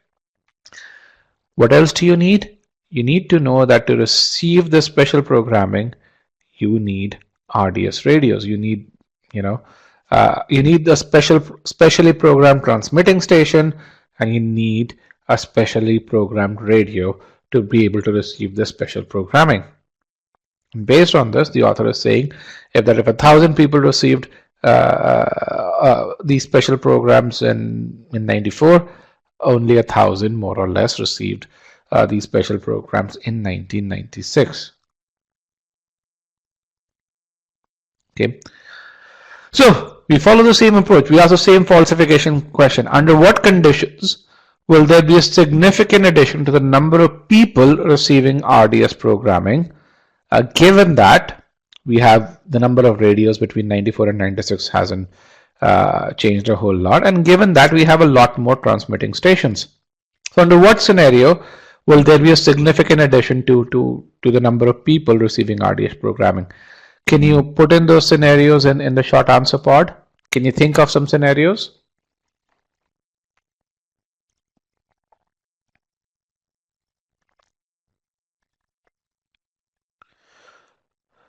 If people per radio increase, absolutely. Or if we increase the range, yes. Coverage area goes up or the people per radio go up. Those are the only two scenarios, yes. Possible scenarios is if the additional stations now cover areas where there was no coverage earlier, but where people did have the right kind of radios, or if you start putting these radios in Starbucks, which increases the number of people per radio. Okay. So if these are the scenarios in which the conclusion breaks down, your assumptions are that the new stations do not increase the coverage significantly, or the people per radio remain about the same. The number of programs is irrelevant here because remember the conclusion is about the number of people. You can have 10 times as many programs, but they could still only be viewed by the same people. Okay. So the falsification scenarios are they clear? Can you again take a look at the argument and see, do you see how these falsification scenarios break the conclusion down? How, if there's higher coverage, the author's conclusion breaks down. How, if there are more people listening to radio, the conclusion breaks down. So the assumption is that neither one of these scenarios is possible. In the answer choices, only one will be there. You won't have both of them covered. So let's look at the answer choices. And again, once again, this is how you guys polled. So 27% of you said choice A, 23% of you said choice B, and then 26% or around about 27% of you said choice D as well. Choice A for alpha, is the correct answer. Let's kind of look at this. Choice A says few if any of the RDS radio stations that began broadcasting in Wordland after 94 broadcast to people with RDS equipped radios living in areas not previously reached by RDS stations. Super complex choice. I mean, I had to stop 3 times before I finished reading this one. So let's simplify this. What does few if any mean? Few if any means almost none of the RDS radio stations that began broadcasting after 94. Which are the RDS radio stations that began broadcasting after 94? These are the new radio stations, right? Remember the 250 to 600 increase. Broadcast to people with RDS equipped radios living in areas not previously reached. So who are people who had the RDS equipped radios but lived in areas that were not previously reached? These are people who were not covered earlier. So what is this answer choice saying? Almost none of the new radio stations increase the coverage of RDS programming. Okay, so none of these new radio stations are put in areas where people had the right kind of radios but were not covered. Okay, so this is what is along the lines of our pre-thinking. This seems to be the correct answer, but let's just confirm. Okay, negated version of this is you negate the almost none part of it, and you say that the negation of almost none is at least some. So at least some of the radio stations increase coverage. If that happens, then what happens to our conclusion? It breaks apart. The author can no longer say that the number of people listening to special programming in 1994 and 1996 was almost the same. Can you guys see this? I know it's a difficult answer choice. I'll give you a minute to, or rather a few seconds to read this, but can you see how we simplified this answer choice to this over here? And everyone got that this is the right answer in terms of the logic of it. It was just the wording that was there. Now let's look at choice B. We're going to analyze each and every choice, so don't worry. And if those of you still have doubts, you can put those doubts in the Q&A pod, and I'd be happy to address those. Let's look at choice B. Choice B says, again, remember, let's read this. In 1996, what is my conclusion concerned about? What is my conclusion concerned about? Is it concerned about what happened in 96 or what happened during 94 to 96? 94, that 2-year period, right?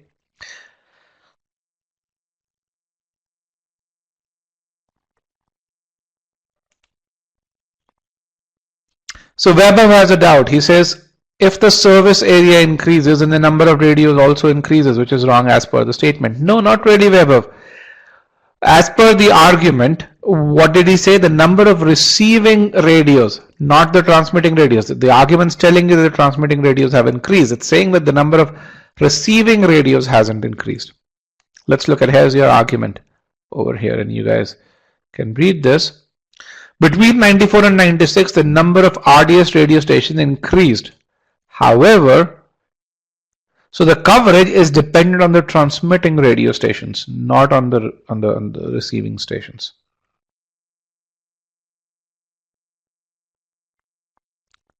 Okay, perfect, Vaibhav.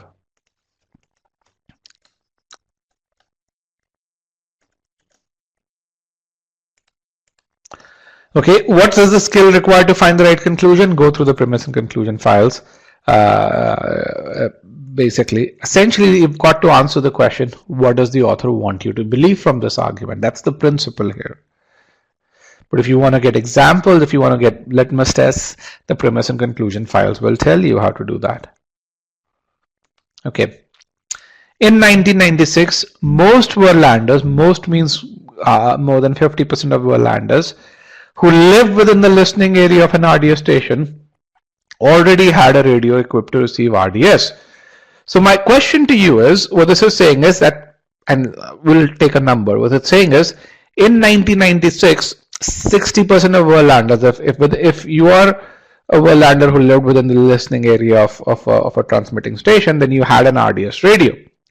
Now, is it required for the conclusion to hold true? Remember, your conclusion is the number of people listening to special programming did not change a whole lot between 94 and 96. Is this required that most Verlanders already have an RDS equipped radio? Or in other words, if only 20% had the RDS equipped radio in 94 and 20% had the RDS equipped radio in 96, will my conclusion break down? Absolutely no. So this is not a must be true statement.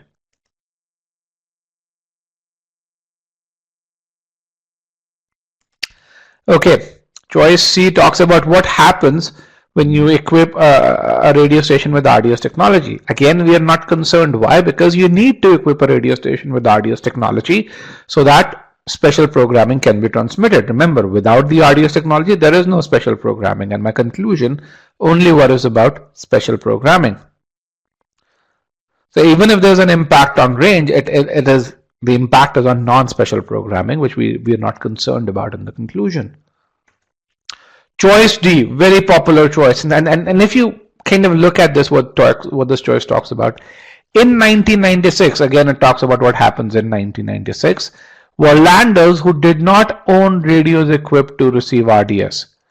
Do we care about people who don't have RDS radios? Do we care about them? No, we don't care about those people. Could not receive any programming. Do we care about any programming? We don't care about any programming. It's completely irrelevant to what we're talking about in the conclusion. Okay, so it talks about people who did not have RDS radios and whether they could receive any programming from there. So why is it wrong? We don't care about either of these people or either of these things. Type of programming doesn't matter. So again, as you focus, so the lesson from this is focus, focus, and focus on what the conclusion is saying and why the conclusion, how the author is arriving at the conclusion. If you do that and ask the pre-thinking question, what you find is that none of the other answer choices was as relevant. Choices C, D, and E were completely irrelevant. Okay, and only choice A was around what you thought about as the correct answer. And you can really see how pre-thinking brings about the process of or the pre-thinking approach brings about this what shall I say, this discipline that allows you to focus on what's relevant to the author or what's relevant to the argument overall. Now this is our next poll, which is Shelby will refuse. Okay, so what are we saying over here? Last year, there's something that happened. We collected some refuse, and as we collected some refuse, what did we do last year? Did we send any for incineration? Or did we send any for recycling? I'm sorry. Was anything sent for recycling last year?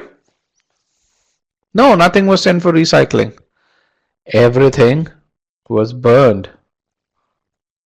Okay. So let's assume one trash can is one truck. How many trucks were burned last year?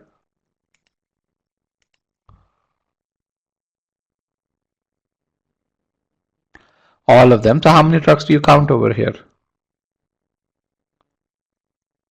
There are 10 trucks over here. Now, this year, what are we going to do? If we collect the same amount of refuse this year, how many are we going to send for incineration? Half of last year's number, which is 5 trucks. Now, a lot of you got this question right. I mean, about 45% of you answered this correctly. Now, I want to make sure that you understand this. So you understand the logic in this question. So here is the thing. If we collect the same amount of refuse, you guys said we're going to send 5 trucks for incineration.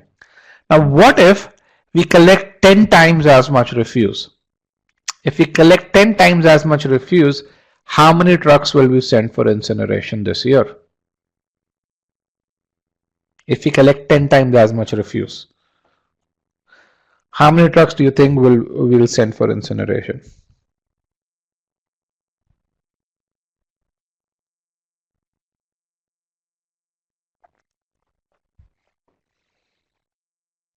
Okay, let's get a few more responses. I want you to read the argument very carefully. So last year we collected some refuse. This year we collected 10 times as much refuse.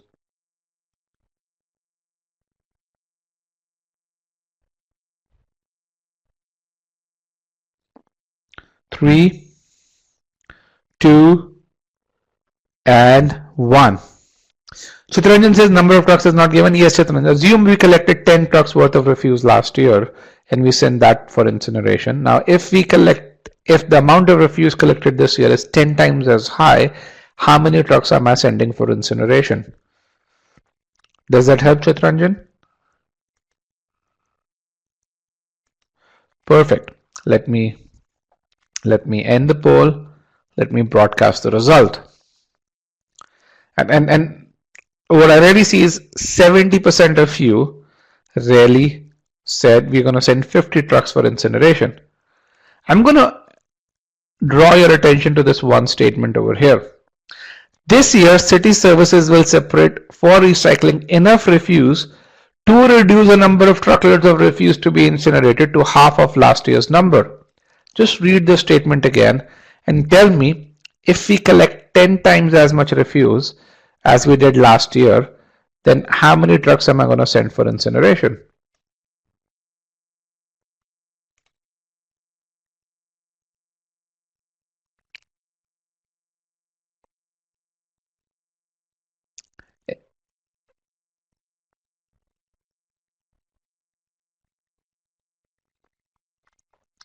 I'm going to give you guys 10 seconds again.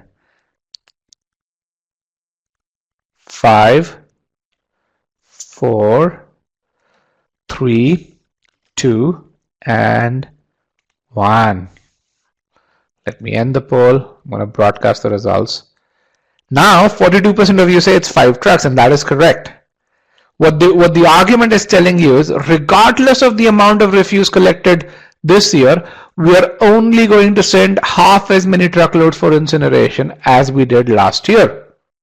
Okay, even if you collect 10 times as much refuse. And some of you may be saying, but what will you be doing with the remainder of refuse? I don't care. Why? Because what I care about is what is burned or what is incinerated. Why? Because only burning the refuse causes residual ash. So what I care about is how many truckloads will be sent. And last year and this year, as I'm told in the argument, I'm going to send half as many truckloads as was sent last year. Is this clear? Read this again. The argument's telling you this. There's no logic here. It's just simply reading and understanding. It's inference as a skill. This is what we call as application of inference. Or how do you apply inference? Now, if this year I'm only going to get half as many truckloads, then what's the only thing that needs to be true for the amount of refuse to, for the amount of residual ash to be half of what it was last year? What's the only thing?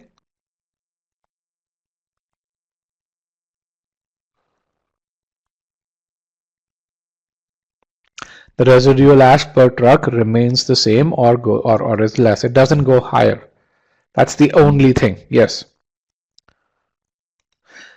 Harishankar is saying, isn't this statement the conclusion? No, Harishankar, this statement is not the conclusion. This statement is the fact. Now, it's a good question, by the way. Okay.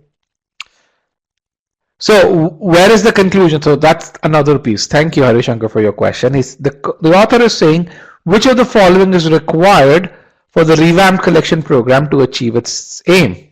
Okay, so what it's really saying is, what must be true for the revamped collection program to reduce the amount of residual ash by 50%? The conclusion is, hey, the amount of residual ash is going to reduce by 50%. That is the conclusion. This statement is an action. It's not a conclusion. Remember, a conclusion is always a claim. It's something that you always doubt. And in this case, you're not going to doubt, hey, the city services is not going to do this. That's not what you're going to do. Does that help, Harishankar?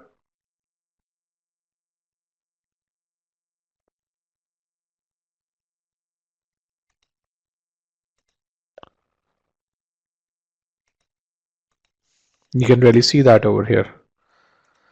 So I'm going to go through the logical structure. I think I'm essentially under what conditions I'm going to focus on the falsification question. Will the ash generated be greater than 50%, even if I'm only going to send half as many truckloads for incineration? The only possible scenario is if the average amount of ash generated per truckload is higher than what was generated last year. which means my assumption is that the ash per truckload is similar to or lower than what it was generated last year. Okay, which leads to choice D being the correct answer. So let's kind of go through the various answer choices over here. Choice A says this year no materials that the city services could separate for recycling will be incinerated. Essentially, recyclable material will not be incinerated. Now, why is it correct or why is it incorrect? The reason why it's incorrect is because this is something that you can infer from the argument. So there's no new information provided over here. Choice B talks about the cost of separation. Don't care about that. We only care about the amount of residual ash. Choice C talks about the proportion of recyclable material. Do we care about the proportion of recyclable material if I'm only going to send half as many truckloads?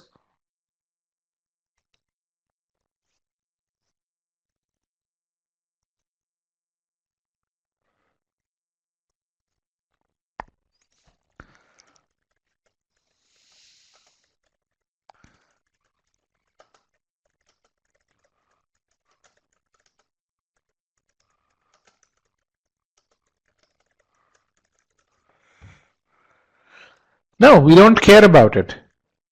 So this one is a material. Okay. This is what is in line with our pre-thinking. Will not generate the diffuse incinerated this year will generate no more residual ash per truckload incinerated than did the refuse incinerated last year. Just compares the amount of ash per truckload this year versus last year. It's in line. Okay, there's a good question, and please put the question in the Q&A pod, Neelama, not in the short answer pod. She's saying, if not enough to recycle, then how will you separate out that much?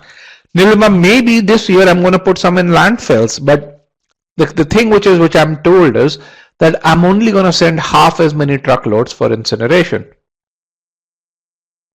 Okay, so that's kind of what I know, and that's what I'm going to take on with. The proportion of recyclables, that's immaterial. Also, you don't know what was the proportion that was there last year. Maybe last year the proportion of recyclables was 90%. Okay. The question that you have to ask as you look at this is this must be true? I mean, is it must be true that the fuse collected this year will contain a larger proportion of recyclable materials than it did last year?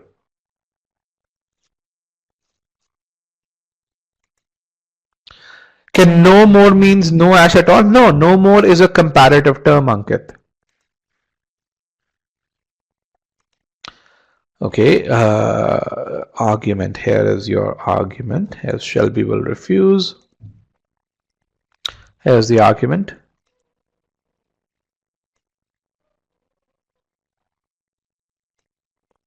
All right, Nilima, hopefully that addresses your concern.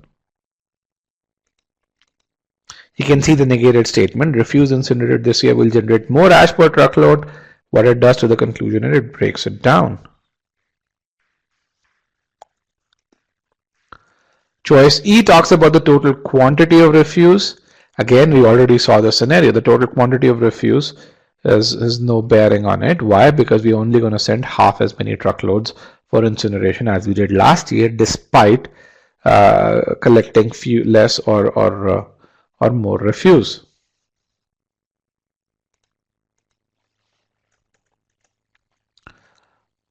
Okay, guys. So with that, we've come to the end of the subject matter portion of this webinar. You can see the negation test, the total quantity. If it's greater, it's no impact. Why? Because we're only sending half as many truckloads. Okay, so how do you become a CR chap? Where do you go from here? So one thing that hopefully you got from this is that pre-thinking is not rocket science. I mean, it's not something that's super difficult. There's a process to it. If you understand the conclusion, if you understand the logical structure of the argument, doing pre-thinking is simple. Okay, and the second thing is Pre-thinking gives you that focus which allows you to accurately select the correct answer, and it basically helps you separate the noise overall and isolate the correct answer. So if you are someone who's not a paid student, here's what you're going to do. Make sure you go to the free trial, you take a look at Introduction to Assumption and then Pre-thinking Concept 1 and Pre-thinking Concept 2, and do the pre-thinking practice questions. Okay, this is the free trial portion in critical reasoning. Do that, it'll give you the right foundation, it'll give you a lot of practice questions overall, and then it'll help you go towards the journey to becoming a skilled pre-thinker. If you are a paid student, by the way, you're going to get a lot more content. So but essentially, if you're a new student, if you're someone who's just joined our course today, and I saw about 12 people joining the course during the session, make sure you go through the foundation modules first and then go through one of the subject matter modules. Go through the subject matter modules one by one. So you start with the inference module, then assumption, then evaluate, then strengthen, weaken, boldface, paradox, and flaw. And these are the core modules. What you're going to find is concept files that teach you the concept and they get you through the journey on application. Then you'll find embedded quizzes in every concept which give you personalized feedback. After the concept files, you're going to find application files and then practice quizzes. And then a selected set of official guide questions that you should do. These questions come with very detailed solutions. At each step, starting from concept to application to practice, you're going to see assessments and you're going to see feedback that's personalized to you. And then post this, if you still need practice, you can practice questions in Scholar Redeem. So throughout this process, you will get more than 500 full-length practice questions. Now, how does this compare? That's equivalent to more than 2 official guides worth of questions. These are all e-GMAT questions. There's no official question in there. We create all of our questions. You have to understand this is an architecture that's designed to ensure that you learn. So there's this marriage between or interlinking between concepts, application, and qualifying exercises. We teach you a few concepts and we teach you how to apply them. Then we evaluate you through qualifying exercises. And this integrated learning environment teaches you how to apply the concepts way more frequently. For example, in the entire critical reasoning course, you're going to see about 20 application files. And if you don't learn, you'll get feedback that you're not learning. And you'll know where you need to improve. Here's an example of essentially how the paid assumption module looks like. So you basically have what we call as level 1 concepts, or which are a part of the free trial. Then we have level 1 application, which is another set of concepts over here. So the beauty of this module is that it not only teaches you how to apply assumption and how to pre-think assumptions, but it also makes you familiar with all kinds of argument structures. So for those of you who can read this, you see 3.2 is pre-thinking concept 1 logical gap, where you have a single entity with a logical gap.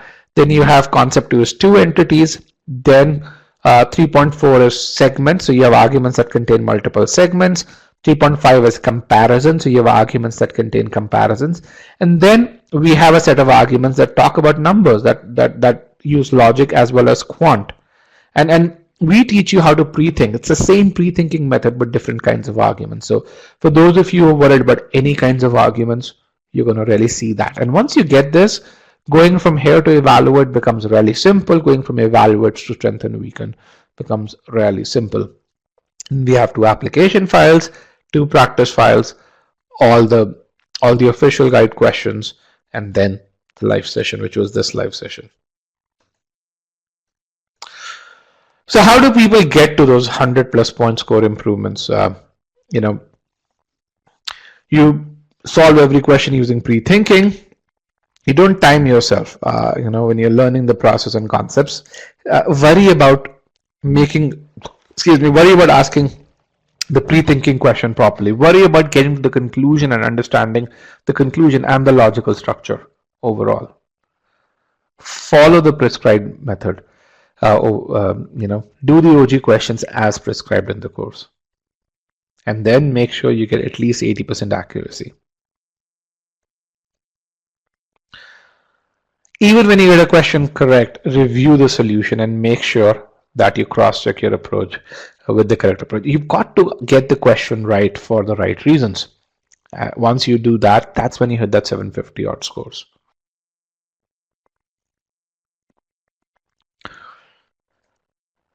Just to really see how comprehensive this is, you can really compare this to the next two popular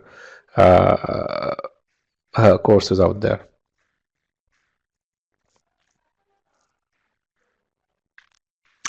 This is the entire high-level journey that you will go through.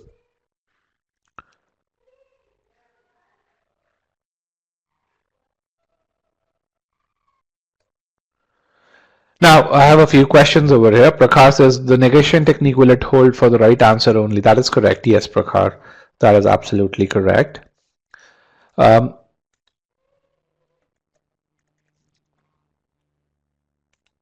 What about evaluating and strengthen questions? The same pre-thinking approach is extended there. The pre-thinking question works slightly differently. The terminology of that question is different, but you still do understand the argument the same way. You still ask the pre-thinking question and the answers tell you how to evaluate that.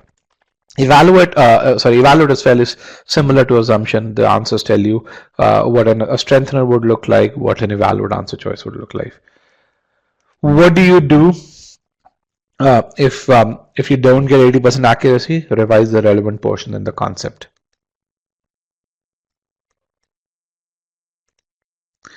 Can there be two conclusions in a question? There can be two claims. Yes, there can be, but there will only be one main conclusion. So if you look at bold-faced questions, you're going to frequently find arguments which are longer in nature. They have multiple conclusions. So yes, but there will always be one main conclusion, and which is what the author wants you to believe. Here's another example of a student who improved her verbal score to V46 by following the pre-thinking approach. Anupriya was stuck at 680. Her verbal score was stuck at a V32, but she moved from a V32 to V46 in a matter of 15 to 18 days or so. Again, even though she had very little time, how did she go about doing this? She first made sure that whatever she was learning, she learned properly. She's already at a V32. She knew that for her to be able to improve beyond a V32, she has to focus on learning things that she doesn't know and improving on areas that she is not good at already. She spent a lot of time repeating mistakes. Someone told me an expert or someone who gets to a 760 score is someone who does not make the same mistake again, and that's what she focused on. And she studied only one section or one subsection at a time. If she was studying critical reasoning, she focused just on doing that. If she was studying sentence correction, she focused just on doing that. Now, one of you asked, how long will it take? The answer truly depends on what your starting point is. But for most people, and when I say most people, those who are starting at a 40 percentile or higher, you need about 10 days. With that, we've come to the end of this webinar. Thank you very much for working with me during this webinar. I would let me share the session presentation. Here's the session handout that you can download. Let me also share the batch calendar. Remember, we started both the quant and verbal batches today. We start a batch every 2 weeks or so. And if I could get some feedback on the webinar, that would be really, really good. In 10 days to master CR, how many hours per day? We expect about 20 hours per week, and in this case we are assuming 2 weekends included, so we're talking about 32 to 34 hours in total. What do we mean by batch calendar? So, and then how do you sign up for these courses? You can sign up for these courses from our website. Remember, we are an online only company. We have offices in Phoenix, Florida, Delhi, and Bangalore. But those are primarily R&D offices. So If you want to sign up for our courses, this is where you sign up from.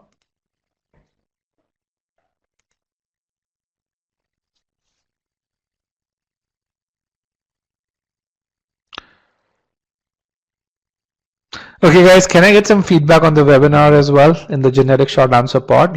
For those of you who found this useful, or in general feedback, that'd be really great. Ankita, I see your question. I think it'd be great if you could clarify that question. That way, I'm assuming your question really is how do you answer question, and the question says which of these would be least helpful in explaining X, Y, and Z, or most helpful in explaining. Most helpful in explaining means to really say, hey,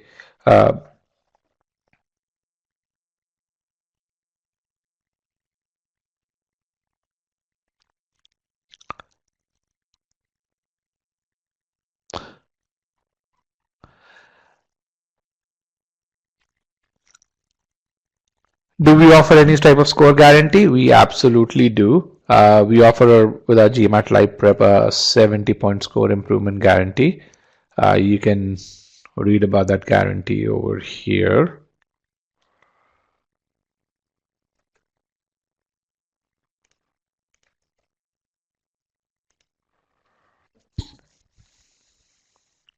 So the least helpful, Ankita, in that case. So here's something which is there. When when the test makers really talk about the most or the least helpful, it essentially doesn't mean that it helps at all. It means that, hey, least helpful means that it's completely irrelevant. You're looking at an answer choice that's out of scope, that doesn't do anything to the conclusion. Again, it's all related to conclusion.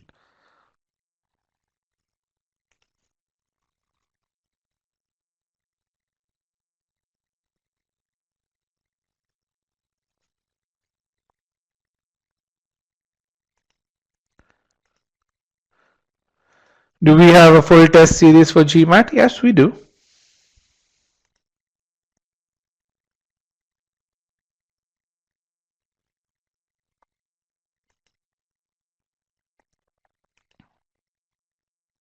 So one of the other things which is there is, this is a webinar which catered to the needs of 150 odd students, and which is what happens when you have a free webinar. If you go to our paid sessions, they're the pacing is almost twice as much as this. The amount of interactivity is about 3 to 4 times as much as what it is over here. The kind of what if analysis. In one of the things that we did not do in this webinar, which we don't do in free webinars, is to really say, hey, what if the answer choice were worded slightly differently? What could the test maker have done to make this answer choice correct? So we do a lot of what if analysis in those. The idea really in the paid sessions is to enrich your level of understanding and to really say, hey, how could a difficult question be made more difficult, or what are the various ways in which the people who make the questions can make you think tangentially, and how to avoid that.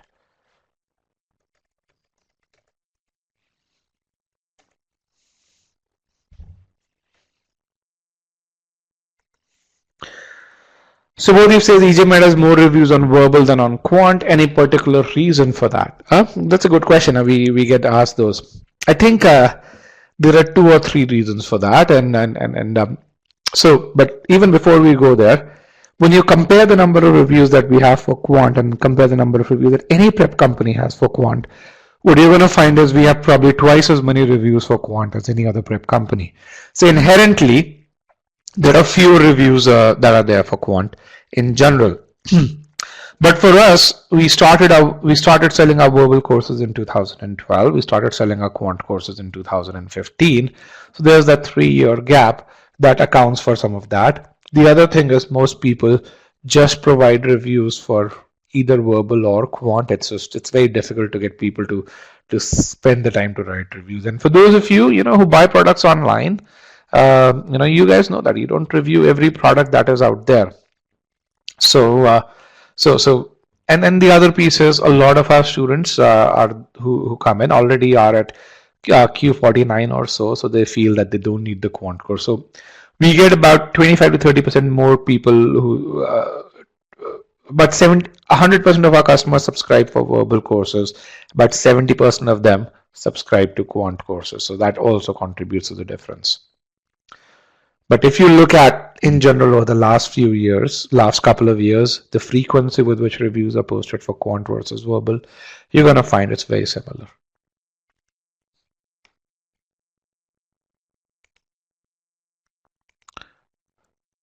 What would be the appropriate amount of time spent on a CR question? A minute 45 to 2 minutes 15 on most CR questions. The only exception is difficult boldface questions where you can spend up to 3 minutes.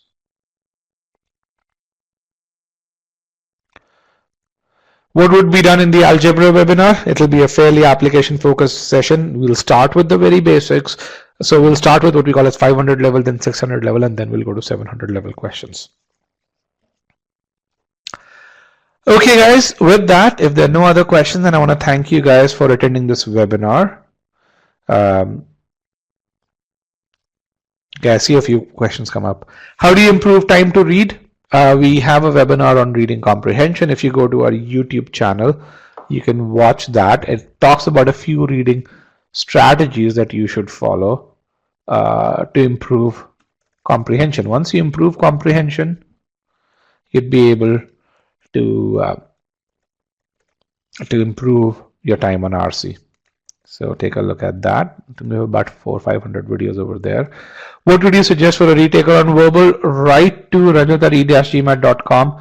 We can help you create your personalized study plan and tell you what to recommend. How would you access the webinar recording? If you're an e-GMAT student, they'll come up in your account. If you're not an e-GMAT student, we'll get those to you through an email. Okay, this is a really popular question. What do you suggest if my GMAT date is sooner than the live session schedule ends? That's something that we see quite with two kinds of students a lot. One is merchant navy, the second is oil and gas professionals. Now, as soon as you complete your purchase, you get access to all the recordings of the session. So even if you're unable to attend the session live, you can still watch the recordings. These recordings are in what I call a Super HD Plus. So essentially, you can watch them on any size screen. I mean, even 100-inch screen, they'll work beautifully. Also, they're fairly interactive. So the PDFs that I'm sharing over here right now, for those of you who would get to this part of the recording towards the end, you'd still be able to download these PDFs from the recording itself. So Chetan, yeah, so you can watch the recordings. If you have any questions, you can ask the experts, and with every recording there's a forum where you can ask the questions, and our experts would respond to those questions overall.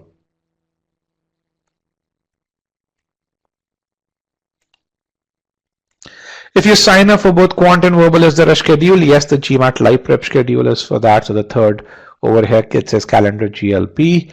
You can download that, and again, Sandeep you can write to me and I can send you that schedule. Will the recordings be uploaded earlier than the actual session? The recordings are already uploaded there. We update the recording, so for example, for this recording would be added on Monday overall, and it will replace the recording for the previous pre-thinking session. So if you were a GLP or a VLP or GMAT live prep or a verbal live prep student, if you went into your e-GMAT CR paid account, you'd be able to access the recording of the prior session right now, and then from Monday onwards you'd be able to access this recording from there.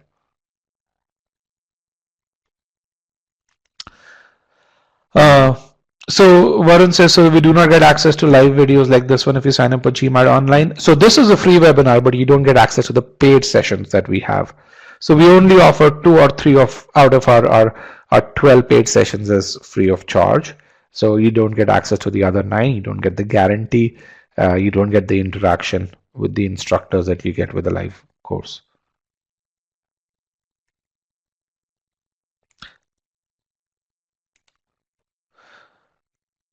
Do you have the choice of buying either quant or verbal, or do you have to buy both? You can choose either quant or verbal, it depends on what you want. So if you go to this buy page, you can really see there are various tabs over there. And you can, the first tab is for GMAT, but the second tab is for verbal prep. The third tab is for quant prep. So depending on what you want, you can buy the quant or verbal.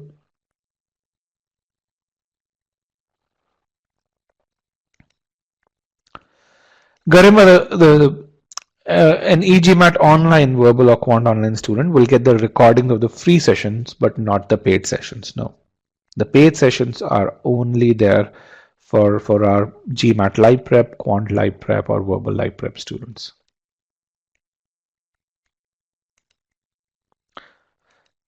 And again, if you have doubts about whether you should sign up for a paid session or not, again remember this: 4 out of GMAT Club's top 5 rated instructors work at e-GMAT. All right, guys. With that, again, if you still have questions, reach out to me at rajat@e-gmat.com, and we'd be happy to address those questions. It was a pleasure conducting this webinar. And as next steps, make sure that you practice this approach.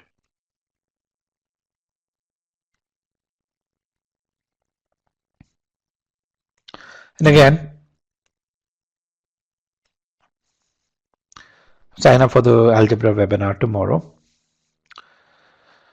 What's the difference between a verbal paid and verbal free webinar? First of all, as I said, there are about 4 times as many paid webinars as there are free. The second is the paid webinars are way more interactive than what this is. I mean, this is when I say a lot more, about 3 times as interactive as this. The intensity of discussions, the what if analysis is a lot more.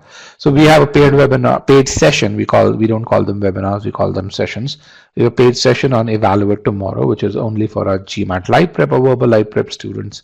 Then next week we have a paid session on Strengthen and Weaken, and then boldface questions. So that's something that online students cannot access, or our free students cannot access.